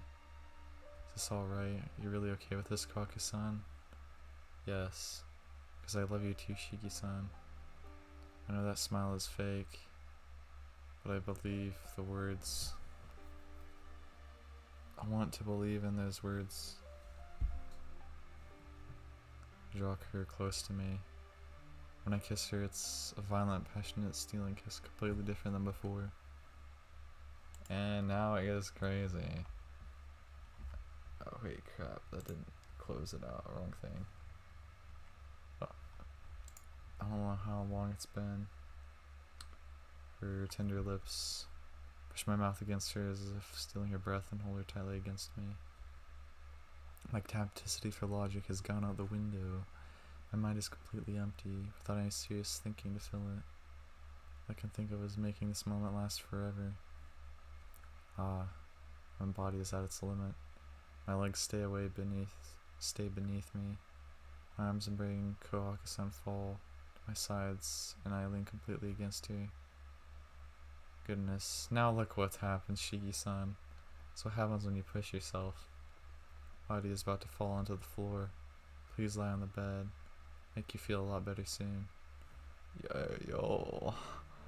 I fall onto the bed. Can't even move. Even breathing is painful as the world warps around me like a smothering blanket. Crap. This condition, I can't even embrace Kohaku-san. Even though I can get better, if I do what Tonamakasa did, if my body doesn't move, I can't even do that. Please relax. Just stay like that. I'll do all the work. She puts her knees on the floor. Okay, it's gonna get spicy. I'm just gonna close it right here. Okay. Kohaku-san disappears. The only response is the sound of something clattering from my heels. Okay, we're gonna skip through this in 1 second.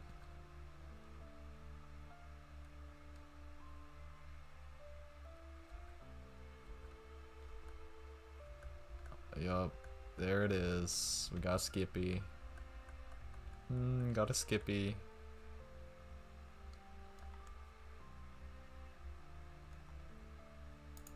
Wait. That was actually not that fast, right? Okay, I think we're done with that now. Don't go. Shiki-san, this won't work, Kohaku. Wasn't enough. And I'm blushing fiercely. I tell her what I feel. I'm sorry, I knew just once would not be enough to accept you. Forgive me for making you say that. Please wait. I'll do it again in an easy shot. And that's already done. My body has recovered. It isn't my body that hasn't had enough. It's my heart. Your heart? His expression grows confused. Shiki-san, it didn't feel good. The serious look she asked me this unbelievable question. But now is not the time to be embarrassed. It's not it at all. It felt really good. I'm being completely honest. Ah, Shiki-san, you look so kawaii when you blush. Kohaku smiles happily. So, what wasn't enough? You don't understand what you're saying. Isn't it obvious? What we did couldn't be called making love. I didn't want to do it like that. I don't get it. I think that was the best method for exchanging bodily fluids. You have recovered, right? I said that's not it. When you said what we had to do, I was incredibly happy. So happy that I even forgot all about Akiha.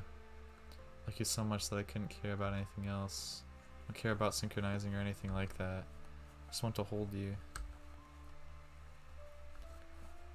It did feel good, but I don't like that. It was only me. You didn't get to feel good, right? I don't have that much experience, but I want you to feel as good as I did. That's why it wasn't enough. I just wanted to show you how much I like you. This has nothing to do with synchronizing. I just want to be with you. Grip her hand tighter. She looks up at me in surprise. When you say it like that, there's a problem. I've never done that. Face turns bright red as she says this. Previously dry hand suddenly becomes wet. As close as I am, I can hear her heart pounding. Finally realize something. Until now, she's never slept with anyone out of love. Funamaksa looked at her only as a tool. Kohaku simply accepted that role too. I can't believe it.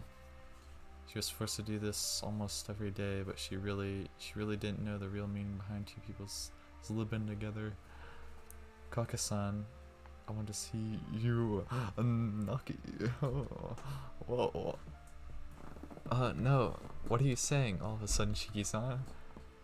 Her whole body turns red as she shouts. I see. I didn't really want to think of it this way. But what you did before was just an obligation. You're right. You can't get Naki in front of someone you don't even like. She lifts her gaze away as her blushing deepens. She looks impossibly cute. She mumbles something in response, fidgeting with the edge of her kimono. That's not true. My body is dirty, so I don't want to show you, Shiki-san. I don't think so. That's not true at all. If any of it was, I would still think you're beautiful. Pull her closer. Press her up to my chest. After enjoying that moment, I move around behind her, begin to nuzzle the base of her neck. Shiki-san, there's no stopping now. Your trembling body I begin to tense. To use your neck with my tongue. Oh gosh. Okay, alright, that's enough. That's enough for a good while. Okay, we're Skippy.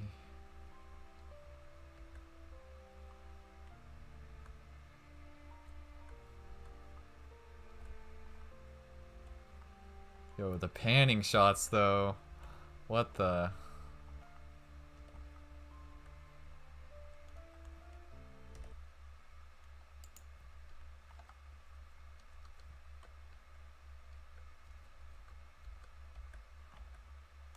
Okay, we're done with that now. Next chapter. Nanaya. Yo, this is gonna be crazy chapter right here. This is gonna be actually crazy. Like, dude, I'm not even ready for this. This is gonna be completely crazy.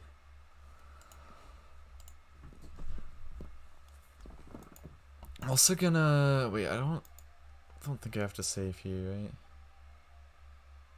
Wait, actually, I probably should save here. No. I will save here because for the reason is so we don't have to go through that old scene again before I do what well, I mean, we don't need another choice because there's only one ending to this. Blankly stare at the ceiling as I continue lying in bed. Kohaku is nestled beside me. I can only hear her breathing softly. She's probably asleep. I reach out and clench my hand into a fist. Yo, also I just thought of something actually hilarious.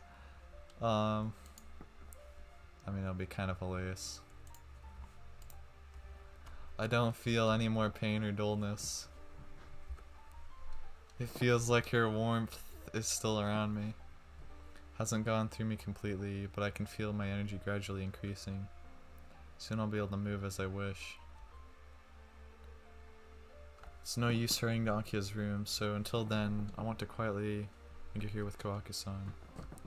Shiki-san. Close nearby. I hear Kohaku-san's voice. Ah, please don't answer. I just want to say something. It's just my spoken thoughts, so please just listen. Voice is strange and calm. I nod quietly and continue to stare at the ceiling. I can feel her gaze shift towards me. I'm not the girl that you think I am. Don't have a sense of self of my own. Even now may simply just be another act. Long time ago I was always quiet. Never understood why people smiled or frowned. Could even discover the meaning behind it. But I think that I did have a self. Till I was brought to this mansion, I really was alive. After coming here, I was forced to know unbearable pain. I think that is what destroyed my true self. I just became this doll that was just here. It was more bearable and it was the only way I could survive. But even though I did that, it did not solve anything. So I searched for a purpose and started to act to fill my purpose. I was a doll without any identity, so if I wore the right clothes, I could become anyone. But even if I became someone else, it was just an act.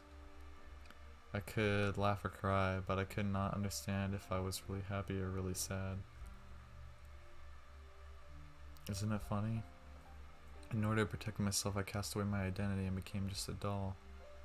But the more of that I do, the more broken I become. I'm good at acting, an expert at lying, and could deceive anyone with a smile. But as I try to fulfill my purpose like that, I keep losing myself that I wanted to protect. Just what is happiness? What is this thing called sadness? I became unable to even remember the meaning of pain itself. But when I would remember one thing, my heart would become agitated. When I would remember that boy who disappeared 8 years ago, I would get this feeling I could not understand. That boy who was always playing in the garden, who knew nothing about me and invited me with his eyes. I didn't like him or hate him, I was just scared. Trying so hard to becoming a doll that could endure pain. Felt like I would realize it was all just an illusion when I watched that boy. When that boy lost his life in the garden, I was watching by the window. He died saving a girl that was not even related to him by blood. I couldn't pull my eyes from that scene. Reflection of my face in the mirror was terrifying. That was the first time I ever hated anyone, because I really was frustrated. I hated him and only him. I hated him to the point of tears. I don't hate Maki-sama. I really didn't feel anything at all towards him. It was Shiki-sama who killed that boy, or Aki-sama who was saved by that boy. I didn't feel anything at all, because I was just taking it out on someone. Because I couldn't understand why he did that. I just kept watching his discarded, bloody body. Did he value someone more precious than his own life? Otherwise he would have never have protected Aki-sama like that. But if he could do that, why didn't he ever help me? Why were the people around me not as kind as he was? I don't know what that feeling was.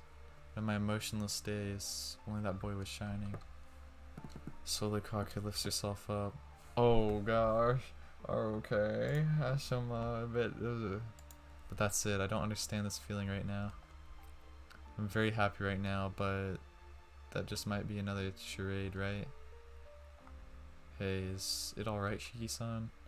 Believing in me is someone who doesn't know if she loves you like you do me. Didn't I say it before? I don't even know what kind of person I am. Since I'm just a doll, I can become any Kohaku that I wish. This Kohaku that you say you love, it isn't me, this just might be another pretend Kohaku. She speaks with a satisfied smile and wavering voice. But that can never be true. That's not true. Acting, faking, that doesn't have anything to do with it. You are you. A truly mean-hearted person can't pretend to be truly kind. No matter how you act, you're still the same inside, Kohaku-san. That's right, even if it's just an act, Kohaku-san seems like she's having so much fun. That means she's enjoying that role.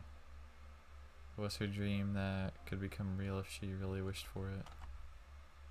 Yeah, even if everything was just a lie. Would still like to I would still like the another new Kohaku-san. Definitely. Kohaku-san nods happily. That's true. I thought you'd say that. Her lips draw close. She launches a surprise attack and kisses me. Her tongue slides into my mouth. I feel something hard. Some descent. Wait a second. Yo! Oh, yo. Something descends down my throat. Hey, Kohaku-san, what did you make me swallow? Huh? Something feels so good. The ever-present pain in my body fades and drowsiness floods over me. Hey, Shiki-san, I just have one last question for you. Which Kohaku do you like the best? Close yet so distant voice. I feel faint. Even still, I have to answer her. I don't know, but I like this Kohaku. Speak as if in a dream. She looks at me in total surprise. Yes, I like this Kohaku the best too. With an unmatchable smile, she quickly stands up.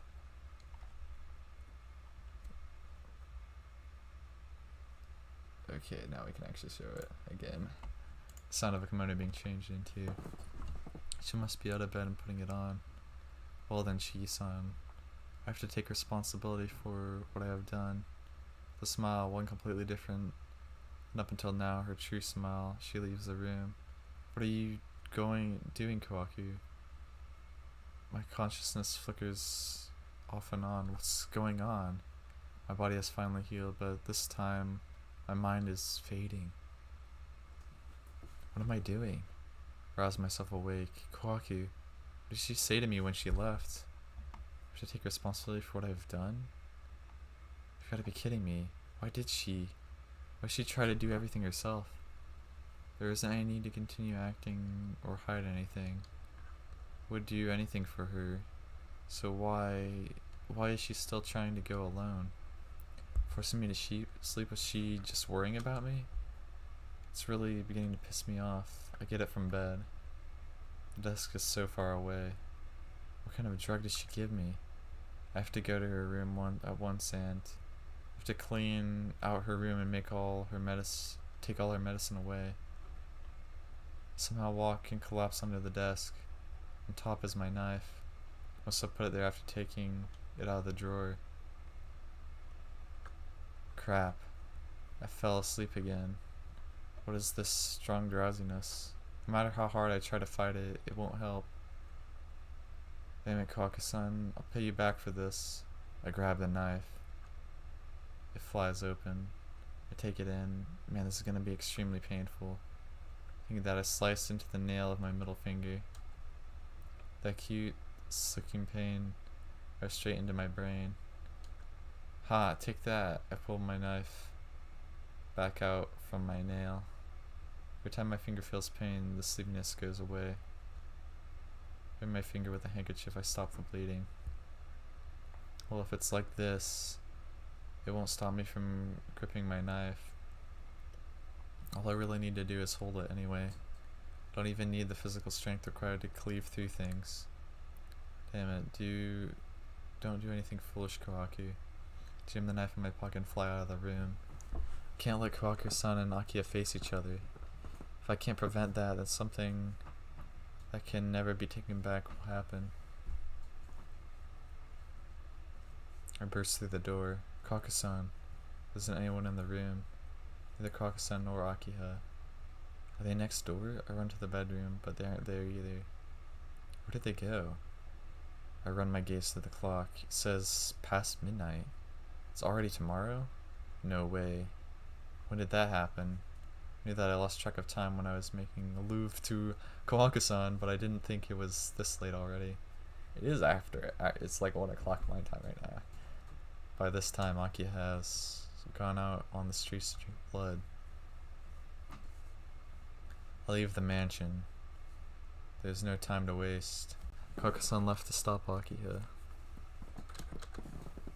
But I don't think Akiha will listen to anything Kohaku-san has to say. Akiha isn't normal right now. If worst comes to worst, she'll see Kohaku-san as an obstacle that needs to be removed. It can't be the school? That dream of drinking someone's blood I once had after Shiki was killed by Akiha. Don't know how it happened, but if that was Akiha, what Akiha was watching, it means Akiha has made the school grounds her feeding place, just like Shiki. And this time, Akiha, who is a blood-sucking demon, won't be anywhere else but there.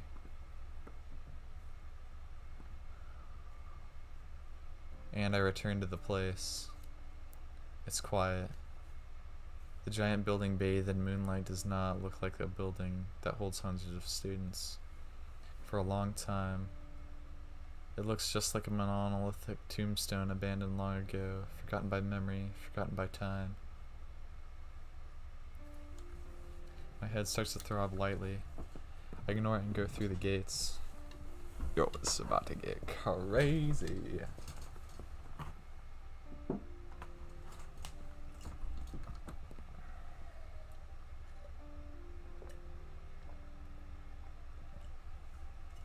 My head multiplies intensely the instant I step inside. My whole world wavers. My heart wakens. My fingers shiver in anticipation of battle. She is here. How vile. Only the smell of blood sticks in the air. The air is full of heat and burns on my skin. The wind is dead. Stagnant air transforms into a red cage of decay. I see countless red strands of hair when I look past my glasses. The red hair permeates the school grounds and the building like a web of 1,000-year-old spider. Not a hole anywhere to let its prey escape. Akiha, you. This place is already a different world. It's not a world any human should enter. Have you gone that far? My headache does not go away. Sharp pain of my cut fingernail.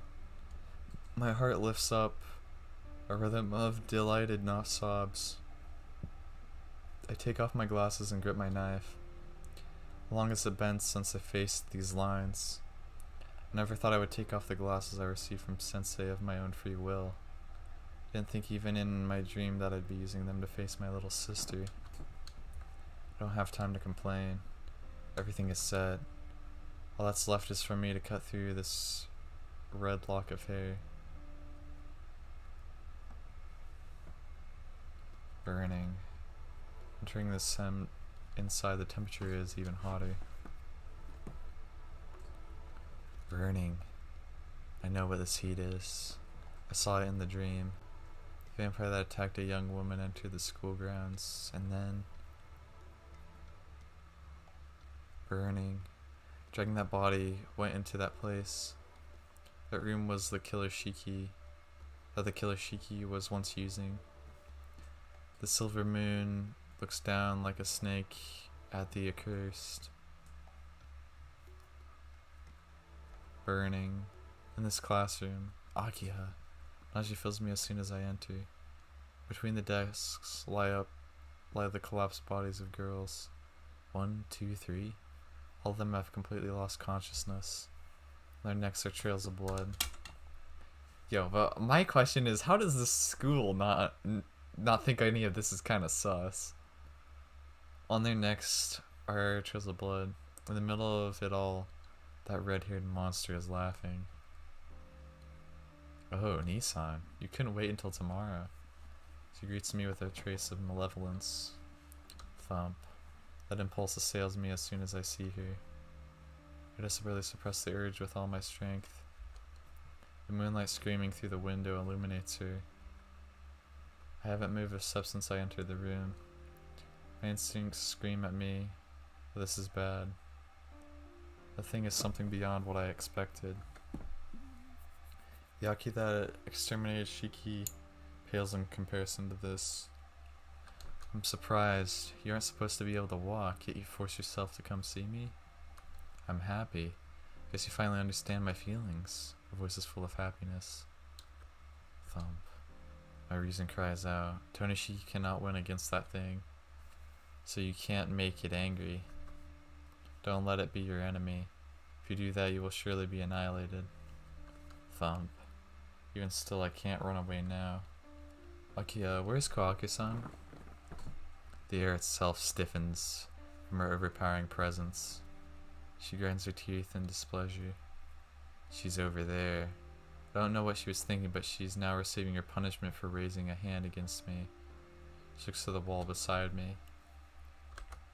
I follow her gaze. On the wall is the crucified form of Kohaku-san. Hey, yo. Her body is floating in midair. And it would look like that from someone else, but my eyes can see what is trying her. Her body is pinned against the wall by something like red hair. Hair creakingly tightens around her arms and legs. Has she passed out? Her head is hanging down. She really looks like a butterfly caught in a spider's web. Don't you find it strange? Spinning herself to a wall like that is quite a feat, don't you think? Akiha giggles. Don't worry, Nissan. I don't kill cats that bite me once. After she receives her punishment, I will forgive her. Everything goes hazy. Kohaku's anguished figure and Akiha's red figure match up all the rational thoughts. Thought is disappearing. But let me warn you. I don't care for pets that bite me. I guess it doesn't belong to me anymore in my heart. So there won't be a second time. I have no need for those that aren't mine. Hey, Nissan. I can be very cruel to those who betray me. The sound of tightening reaches my ears. The red hair binding Kohaku-san's arms and legs tightens even further, as if to rip her limbs off. Akiha, you run towards the wall. The hair binding Kohaku-san cannot be touched. It's just the extension of her hair, only what Akiha is imagining. By putting Kohaku-san in her sight, Akiha is trapping Kohaku-san to the wall with her willpower. The flowing power looks like red hair, but that's something she can't even see. I think suddenly, weren't my eyes designed specifically for this sort of thing from the beginning? Yes, exactly. And by facing death so many times, haven't they discovered the very concept of death? Whatever. It doesn't matter right now.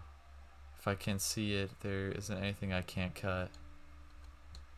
I can't let this red hair do what it wants to Kohaku-san. I swing my knife. Maybe it's because my heart is beating so fast. My knife swings out at a speed that surpasses even me. It doesn't feel like I'm cutting through something. My knife glides through the red hair with speed and accuracy as if it was merely reaping the air for harvest. Before I realized it, I've sliced through all the hair binding Kohaku-san in one breath. Her body falls. I catch her and touch her cheeks. She's still warm. Her breathing is weak, but it hasn't stopped. I can only see a few lines on her body. I let out a sigh of relief. I place her down on the floor. Thank goodness. If anything happened, thank goodness she's safe. Nissan, what was that just now? Her voice is shaking. I spin to face her, still gripping my knife in one hand. She looks at me and gasps. Bringing her hand to her mouth in disbelief, she looks at my eyes. What beautiful blue eyes. How come? You shouldn't have any strength like that left. Amazement permeates her voice. Did you... Akiha trembles. Nissan, you made a contract with Kohaku? Her voice quivers. It isn't full of hatred, but more like sorrow. This can't be. Then that means you chose not me, but... She staggers.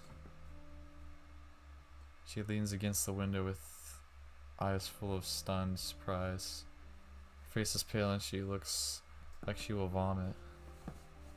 No, she does. She vomits as if crying. Her red hair fluttering, she hides her anguished face as she continues vomiting. It's almost as if she was letting out her screams. Thief cat. I should have killed you. That's right, she says, as she stares at Kohaku-san's collapsed figure. She then laughs strangely from the bottom of her heart. Is this what you plan on doing, Nii-san? Come here to betray me and then come after me? Incredible. You weren't satisfied with betraying me once, but you asked for the help from Kohaku-san and came to kill me again. How thorough you are. Her laughing voice fills the room. The temperature of the room raises with it. On one hand, my heart is raging forth, and on the other hand, my reason is screaming warnings at me. Commands of kill and escape clash together. Stupid. This isn't it. I didn't come here to kill you. Liar, you slept with Kohaku-san, didn't you? Then you don't need my help anymore, do you? So isn't that why you came here? What did I just say? I said I didn't come here to kill you. I wanted to stop you from drinking any more blood. You were doing this to help me, right? So you don't have to anymore. My body is fine again. As long as Kohaku is near, You intend to just cast me off now? Oh, I really must look stupid. I thought of you so dearly. I loved you this much. But you don't even think of me. Cast you off. Don't say such stupid things like that.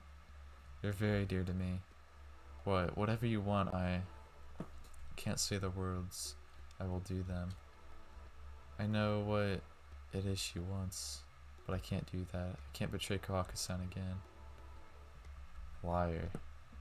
I have no need for someone like you. The entire room screams. The air is burning. Red hair expands without limit. This is overwhelming power. I start to stagger. Unconsciously, my legs move back. I told you, Nii-san, I have no need for pets that bite me once. Nii-san, for me, you really are the most important person in the world. That is all over, because however much I yearn for you, if I can never have you, then are you just an eyesore? So I will kill you, Nii-san. You're the most important thing to me, so I will not let anyone else have you. Akiha. I can't breathe. The air in the room is like a furnace, burning the inside of my lungs. All around Akiha is that shimmering mirage. My heart. Even now, the impulses still fight between escaping and killing. Jeez, what's the matter, Nii-san? I'm being generous here. If I became serious, then it would be all over, so I have to let you do at least a little bit, right? Here, won't you come slash at me like you did when you saved Kohaku? Her smile doesn't fade. Murderous feeling in the air almost makes me want to puke. Akiha is completely. I see, you're pretty weak, Nissan. Can't even bring yourself to kill me. But I'm different. Can't help but want to kill you. Because I've been holding back for so long.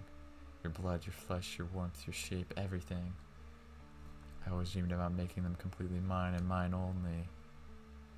While she shakes, while her body shakes with each word, she smiles with pleasure. My heart feels like it's gone crazy. This thing before me, it's already no longer the Tono Akiha from before. I get a headache. Feels like it will split apart. Pain drives any thoughts out of my head. I'm about to go crazy.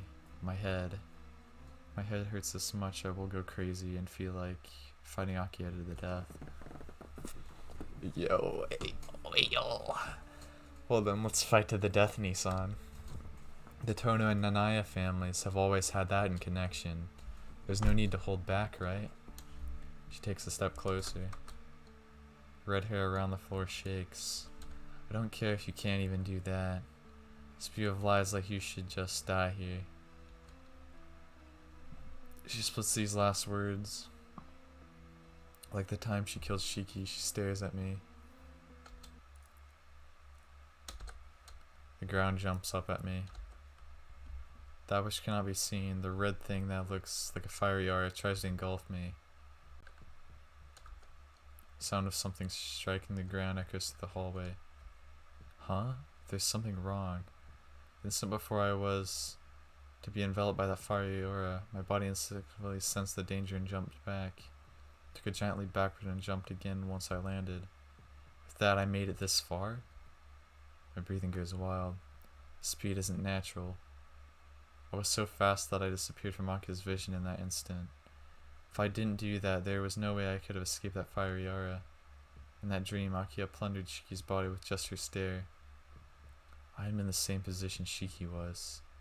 Akiha only needs to look while I need to close in. There's too much difference in our abilities. No, I said I didn't want to fight you. Throb, my headache increases. Feels like my head is going to split into and grow wings. The burning red aura flows out from the classroom door. She's transforming the entire air into pure vermilion. Comes out into the hallway after me. About a classroom's length lies between me and her. Amazing. Just what kind of body do you have, Nissan? Her hair waves around. The air in the hallway starts to increase without limit. Even if it just is night, spring from my view like this is strange. Your legs really are amazingly fast. It isn't that you're hiding your body behind anything. You're just moving faster than my eyes can track. My forehead throbs. My headache multiplies in intensity. That is over as well. I won't make the same mistake, and you can't escape my vision here. Certainly this is worse than the classroom. Stairs are a long way behind me. No matter how fast I run, Akiha will simply seize and back with her fiery aura. But if I run into another classroom, I'll just be a caged cat rat. She'll probably destroy my arms and legs one by one like pulling the leg of a bug. First, that's right. Let's try those wonderful running legs of yours. Her eyes fixate on my legs. The air itself smells of burning. I jump back. The air around me turns that fiery aura and wraps around my arms and legs. Swing my knife. What I see is satisfactory. This headache tears at my right brain. Slice. Slice apart the red hair with the air around it.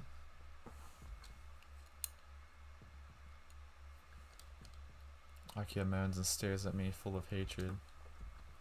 But I am also in pain. Even though I slice it apart quickly, my arms and legs feel a lingering burning sensation. My headache gets worse, and it feels like it really will split apart. Again, why can you do such things? She walks over towards me, staggering. She must think that it doesn't work because she cannot focus on my distant figure.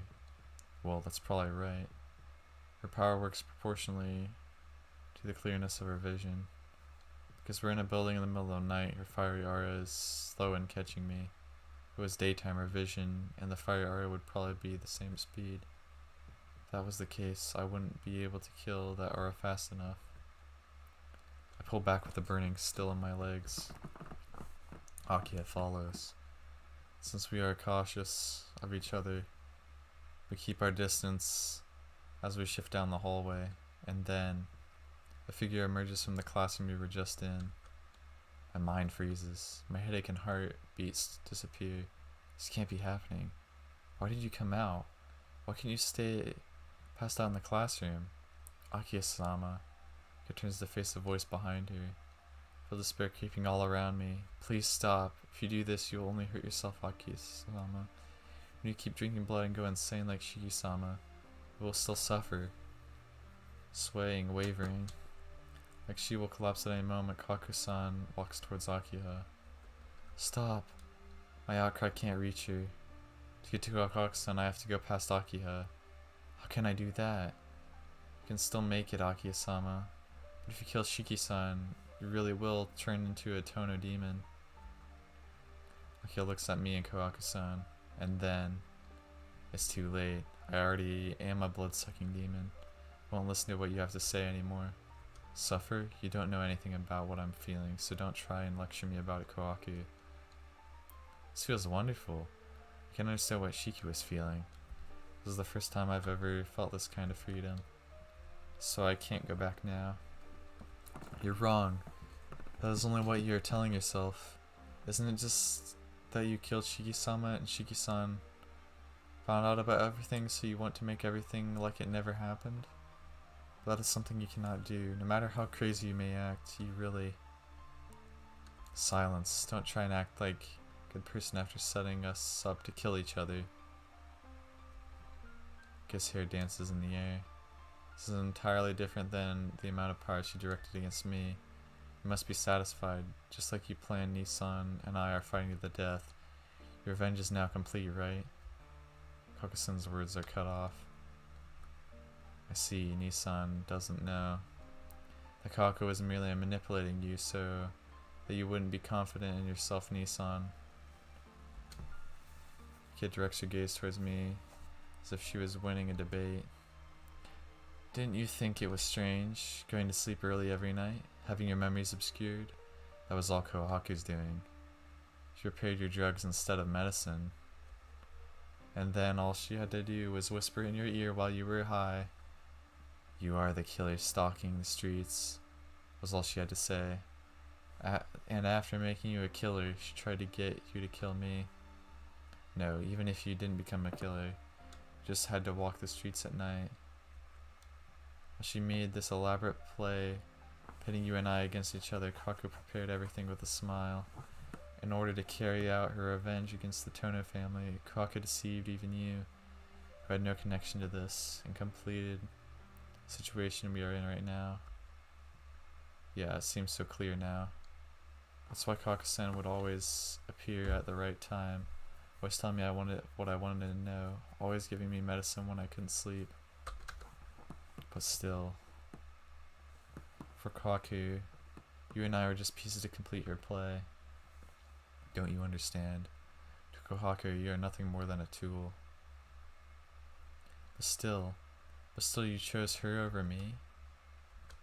Yes, Akiha says this tearfully. But still, I knew. All of that I already knew, Akiha. Questioning voice. I wonder which of them said it. About Kohaku using me, I knew that a long time ago. That doesn't matter. I love Kohaku-san. So no matter what she does, I just believe in her. I gasp. She really is surprised. Distant longing on reaching eyes. She looks at me. Akiha's dry, doll-like laugh. Then I'm just some sort of clown, rejected by the one I love the most, who is being used as a tool by the one he loves instead. Still, you still want to steal him from me? Don't be ridiculous, Kohaku. Akiha. Her hair starts to flow. I run. Even if Akiha ends up killing me, even if I can't make it, I don't care. I ran and I reached out my hand, but I knew the cruel reality. The instant she walked out of the classroom, that my hand will never make it to her. A sickening sound. His hair pierces Kohaku's chest like a spear. Shocked, no. As if she was accepting it, she didn't even try to dodge. She collapses. Her kimono wavers in the air, as if it was all in slow motion. My brain doesn't want to confirm it, and lags behind the flow of time. I was just taking it out on someone. I remember those words. I couldn't understand why he did that. Did he value someone more precious than his own life? She always wanted to become that precious someone. But that did not happen, so she lived alone. As if saying this is the only result that she could end up in. If he could do that, why didn't he ever help me? That sin. Not just 8 years ago, but it returns even in this instant.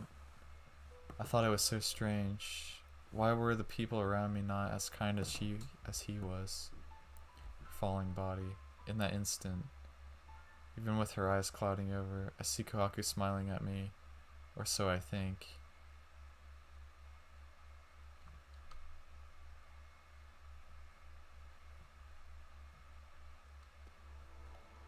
My legs stop. I can't speak. I can't breathe. My piercing headache is the only thing that continues. Fitting end for a thief cat. Akiha laughs. This piercing headache. I can't go back. I killed Shiki. Even Nissan rejected me. And I have nowhere else to go. I'm free now, so there shouldn't be any pain. She faces me. The air burns again. Her hair coils around her like a snake. Seems like every one of them has a mind of its own. This piercing headache. Didn't you want to kill me? This headache. Not Kohaku-san. Wasn't I the one who wanted to kill Akiha? Headache. I'm angry. I'm angry. I'm angry. Myself who could not save her. Myself who's still living right now. At Akiha who could not save her. At Akiha who's still living right now. What, did you want to die quickly, Nissan? Well, I wouldn't forgive her even if she apologized. I would have killed her sooner or later. Because it's not like she had any reason to live. She was broken a long time ago. So isn't it doing her a favor to throw her away? I see. If someone breaks, then it's a favor for them if you throw them away. So, you are an Akiha. She isn't the Akiha I know. I was just refusing to acknowledge that she was already possessed by the mirage so long ago. Fine, Akiha, as you wish. 8 years ago, like when we ran in the garden. Come on, let's begin our fight to the death. My headache stops. Shiki dies. Nanaya Shiki saunters out of the dark night. I visually gauge the distance between me and my enemy. It is about 10 meters. I need 2 steps to get into knife range. To ensure a kill, I need to take 3 steps. There isn't any cover in the hallway, and it's not big enough to hide myself by moving around. Even if I use the walls or the ceiling, I will have difficulty avoiding her gaze. Even if I take 2 steps, Akiha can easily fix her eyes on me in one motion. That is the situation. From this distance, I will die faster since she will be slightly faster. I see. You're finally in the mood, Nissan. Akiha takes a step forward. Even though it's dark, at this distance, she can see me clearly. Another step. She takes another step. That will be my signal. Do I kill her now or pull back? If I make a mistake, it will end engulfed in Akiha's hair like Shiki in that dream. Another footstep. Yo, pull back for now. We're gonna pull back for now. It's too early. I absolutely ensure my kill. The enemy needs to be defenseless. You made a mistake, Nissan. That was your last chance to kill me. The enemy stops. Her breathing and stare are full of confidence. That means this distance right now is your maximum range in this dark hallway. You were so quick earlier. I thought I would still lose sight of you, even in this narrow hallway with your speed. But that won't happen at this distance. I'm close enough to see the color of your eyes, so I can easily track you. Now, no matter how fast I dash, she is saying she will kill me before I get close. But that's only if I dash towards her. She narrows her eyes. Is she bothered by the fact that she has my life in the palm of her hand? That I am so calm? Or does that cause her to hesitate? Whichever one it is, just like Shiki thought, she really doesn't understand what a ballad of the death means.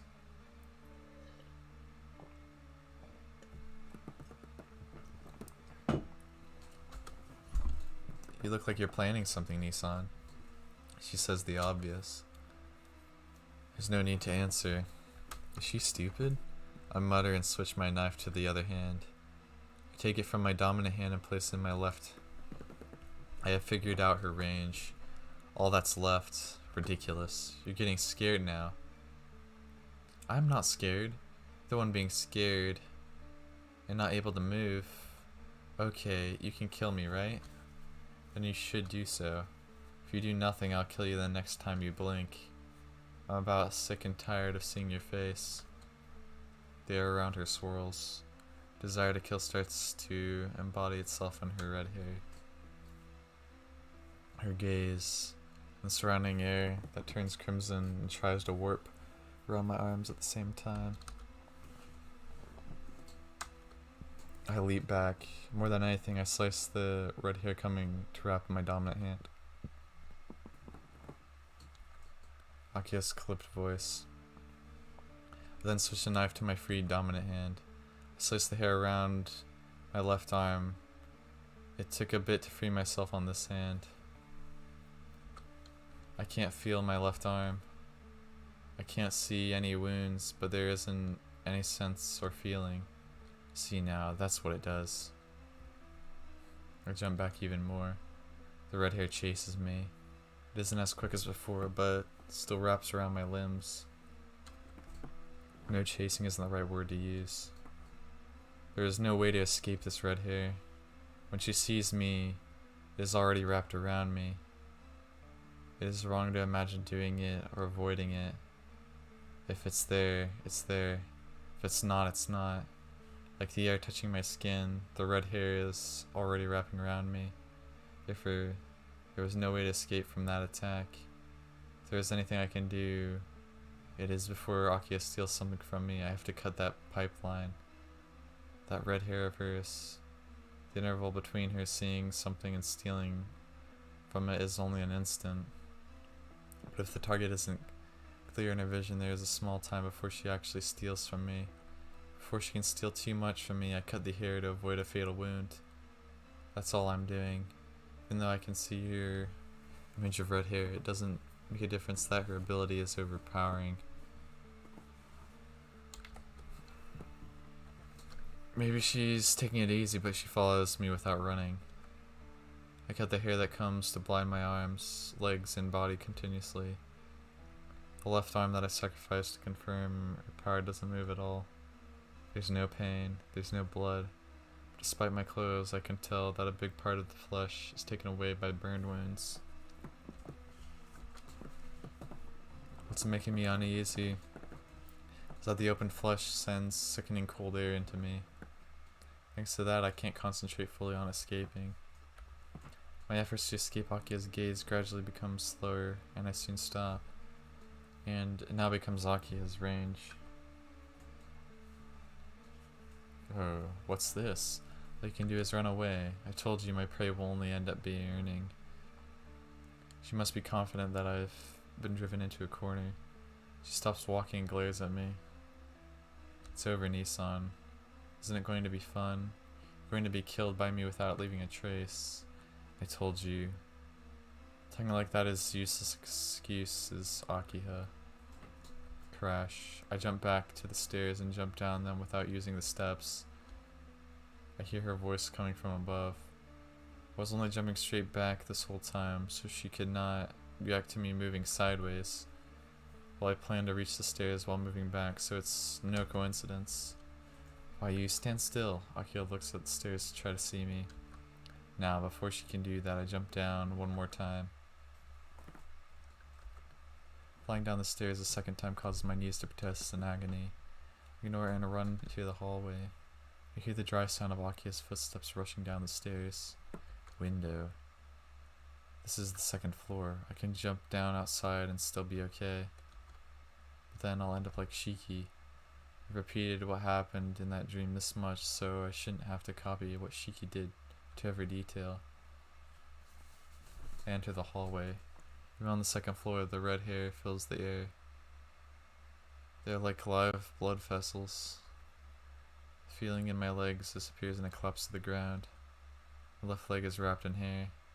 Did you see my leg as I went down the stairs? I'm outside her visual range, so this won't be fatal, but it's more work than I thought. Cut the hair. My left leg, it's just now just like my left arm. Sound of footsteps comes closer. Before she enters the hallway, I dash into a classroom. With my breath, I lean against the wall between us. I don't believe it. My body might as well be dead. I was aware of it, but I didn't think I'd end up copying that dream this much. The footsteps draw nearer and nearer. My dream Shiki was killed right after this. Shiki's decision wasn't incorrect. She just didn't have a full understanding of Akiha's ability. The burnt smell of the air.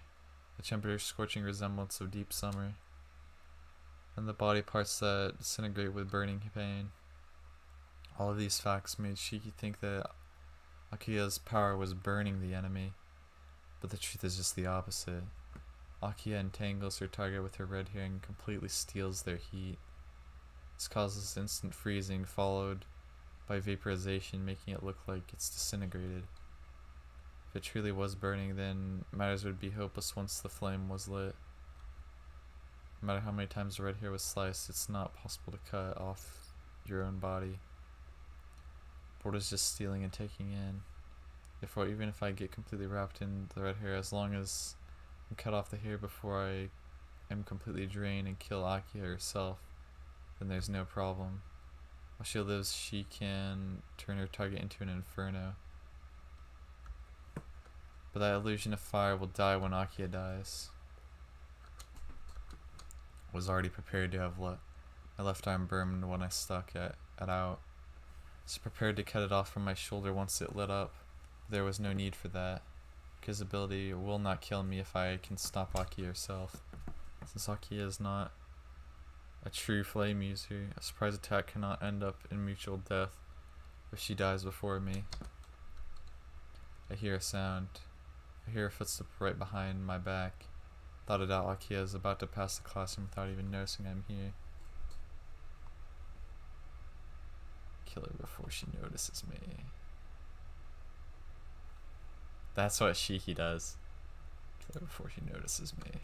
This is it. Don't plan on ending up like Shiki in that dream. We'll dismantle Tony Akiha right here and now. Focus on the lines running along the wall. On the other side, I can hear her footsteps. More intently, I stare hard at the wall, as if my brain would fry.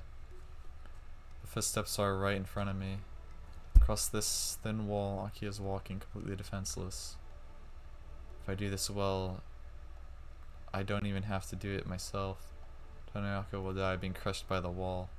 No, the wall is too thin. I won't kill her. So then, in that long hair and dismembering her body is my role. Kill Akiha.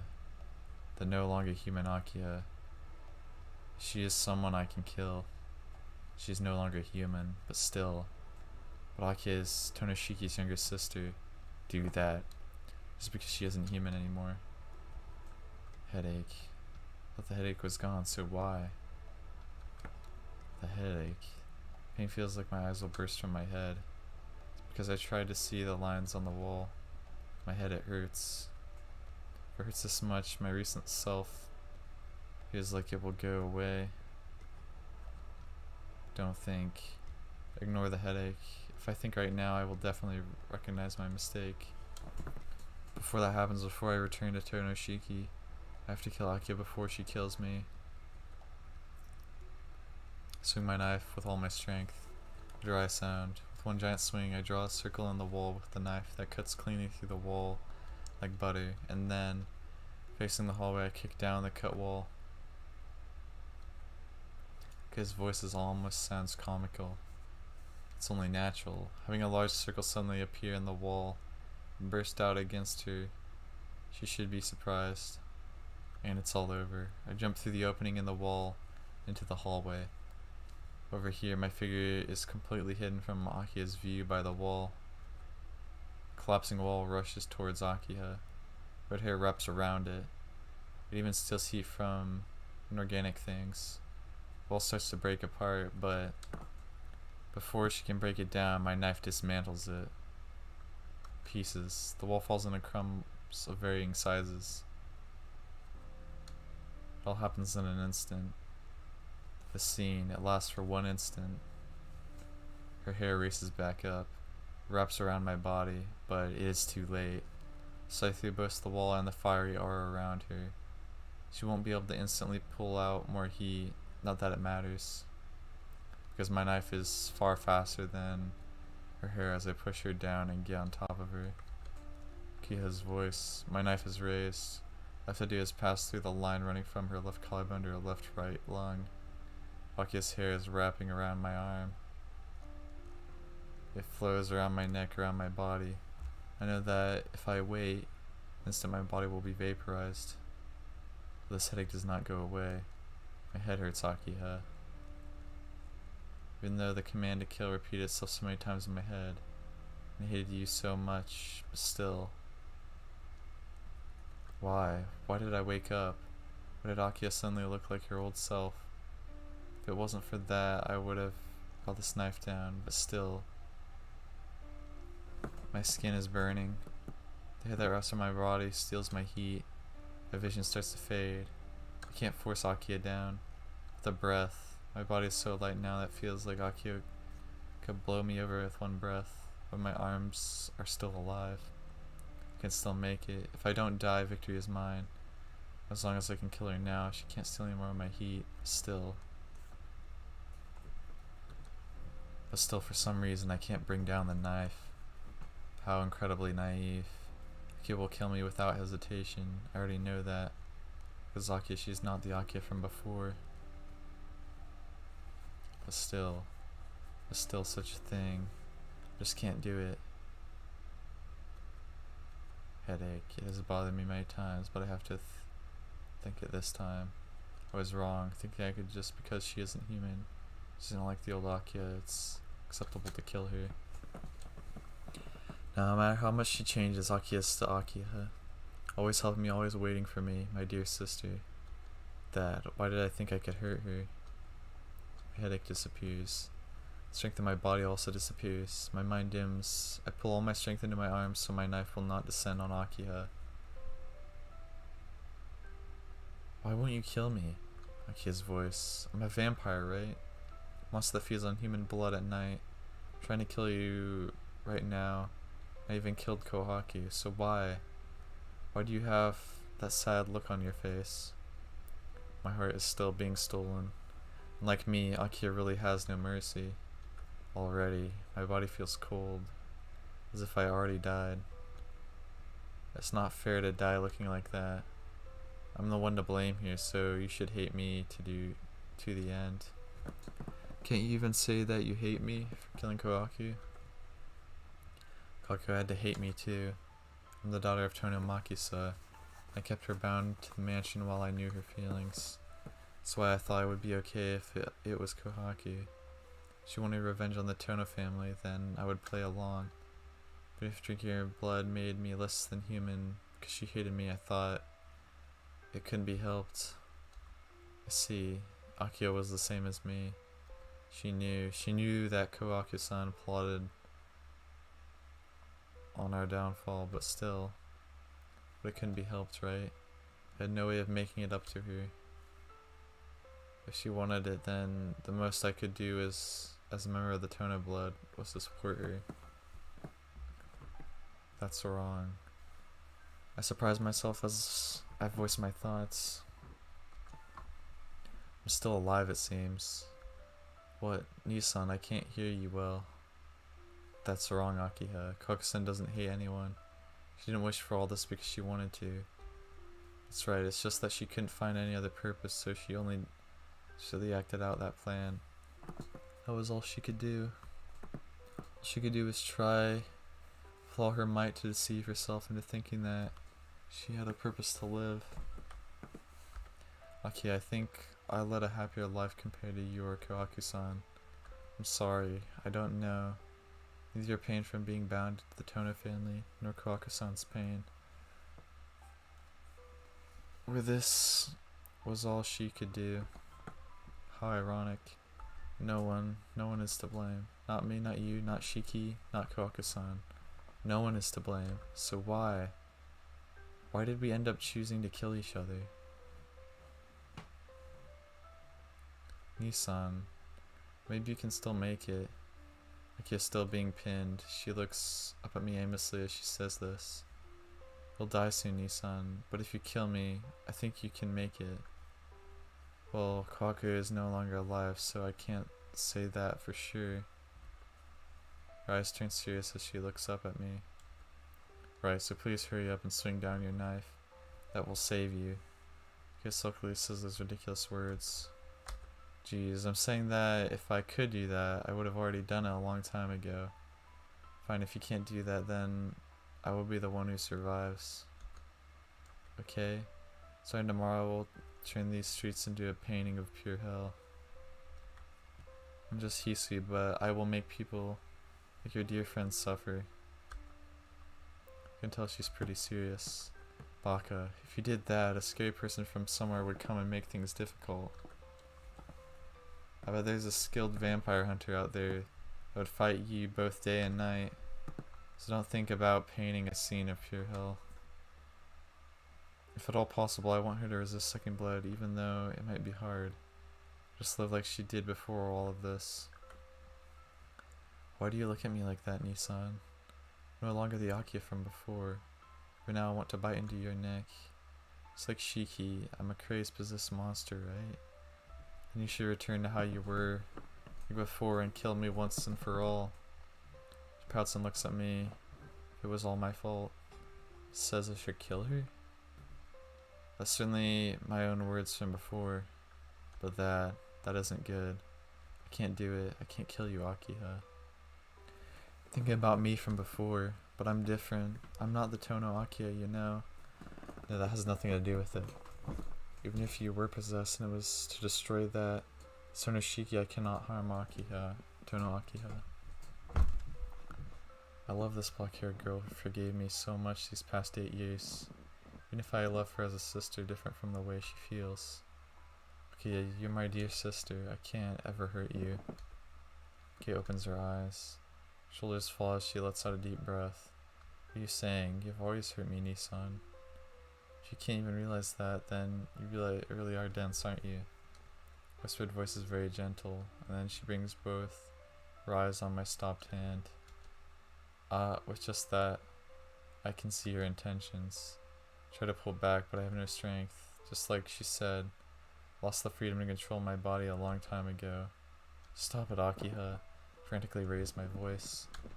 Aki pretends not to hear me and smiles. Jeez. So I have to do it all myself even now.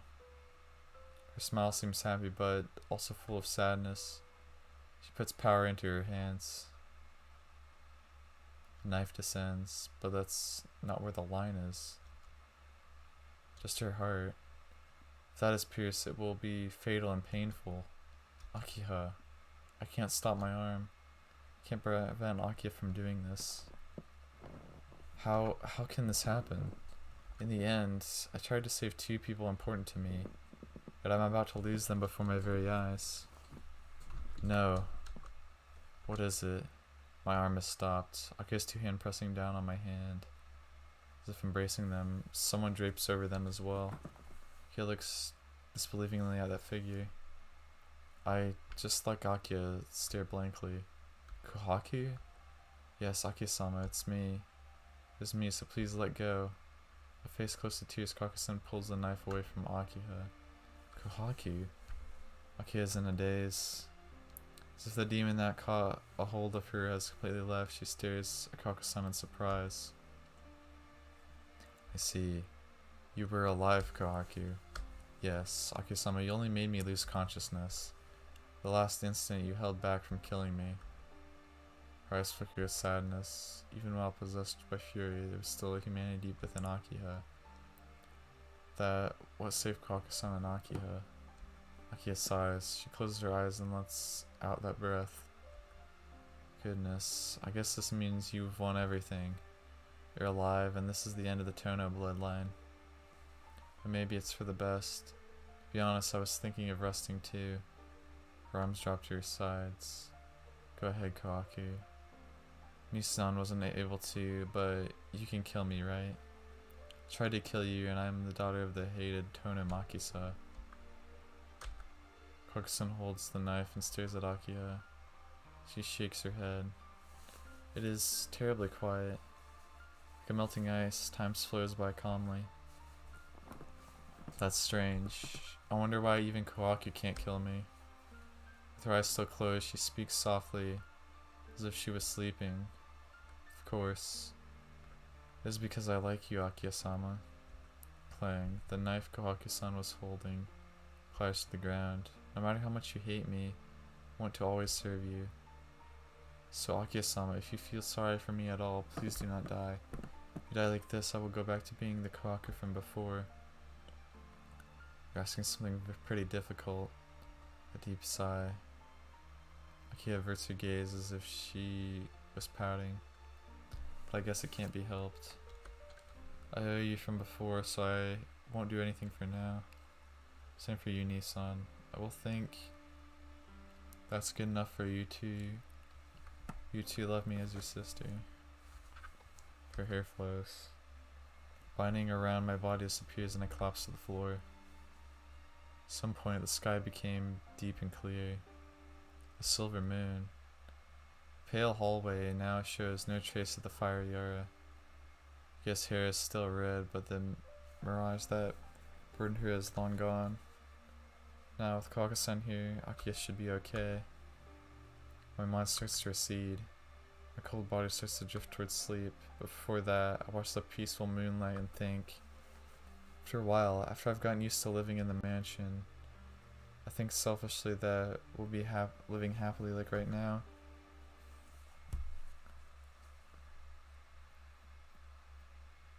Dreams of Sunshine, an epilogue. Yo, what in the world is that ending though? We are gonna save it right here. We're gonna save it right here. Yup. But bro, what the heck? Yo, Akiha. Oh my gosh. Yeah, I think we're gonna end the recording here for tonight. And we're gonna come back another day and finish Tsukihime. It's crazy to say that. Well, I mean, I guess we could do Akiha and CL routes at some point also, but I'll save that for a long time from now, I guess. Or for the remake. But yeah, that's gonna do it for Tsukihime for today. Hope you guys enjoyed. Catch you guys in the next one.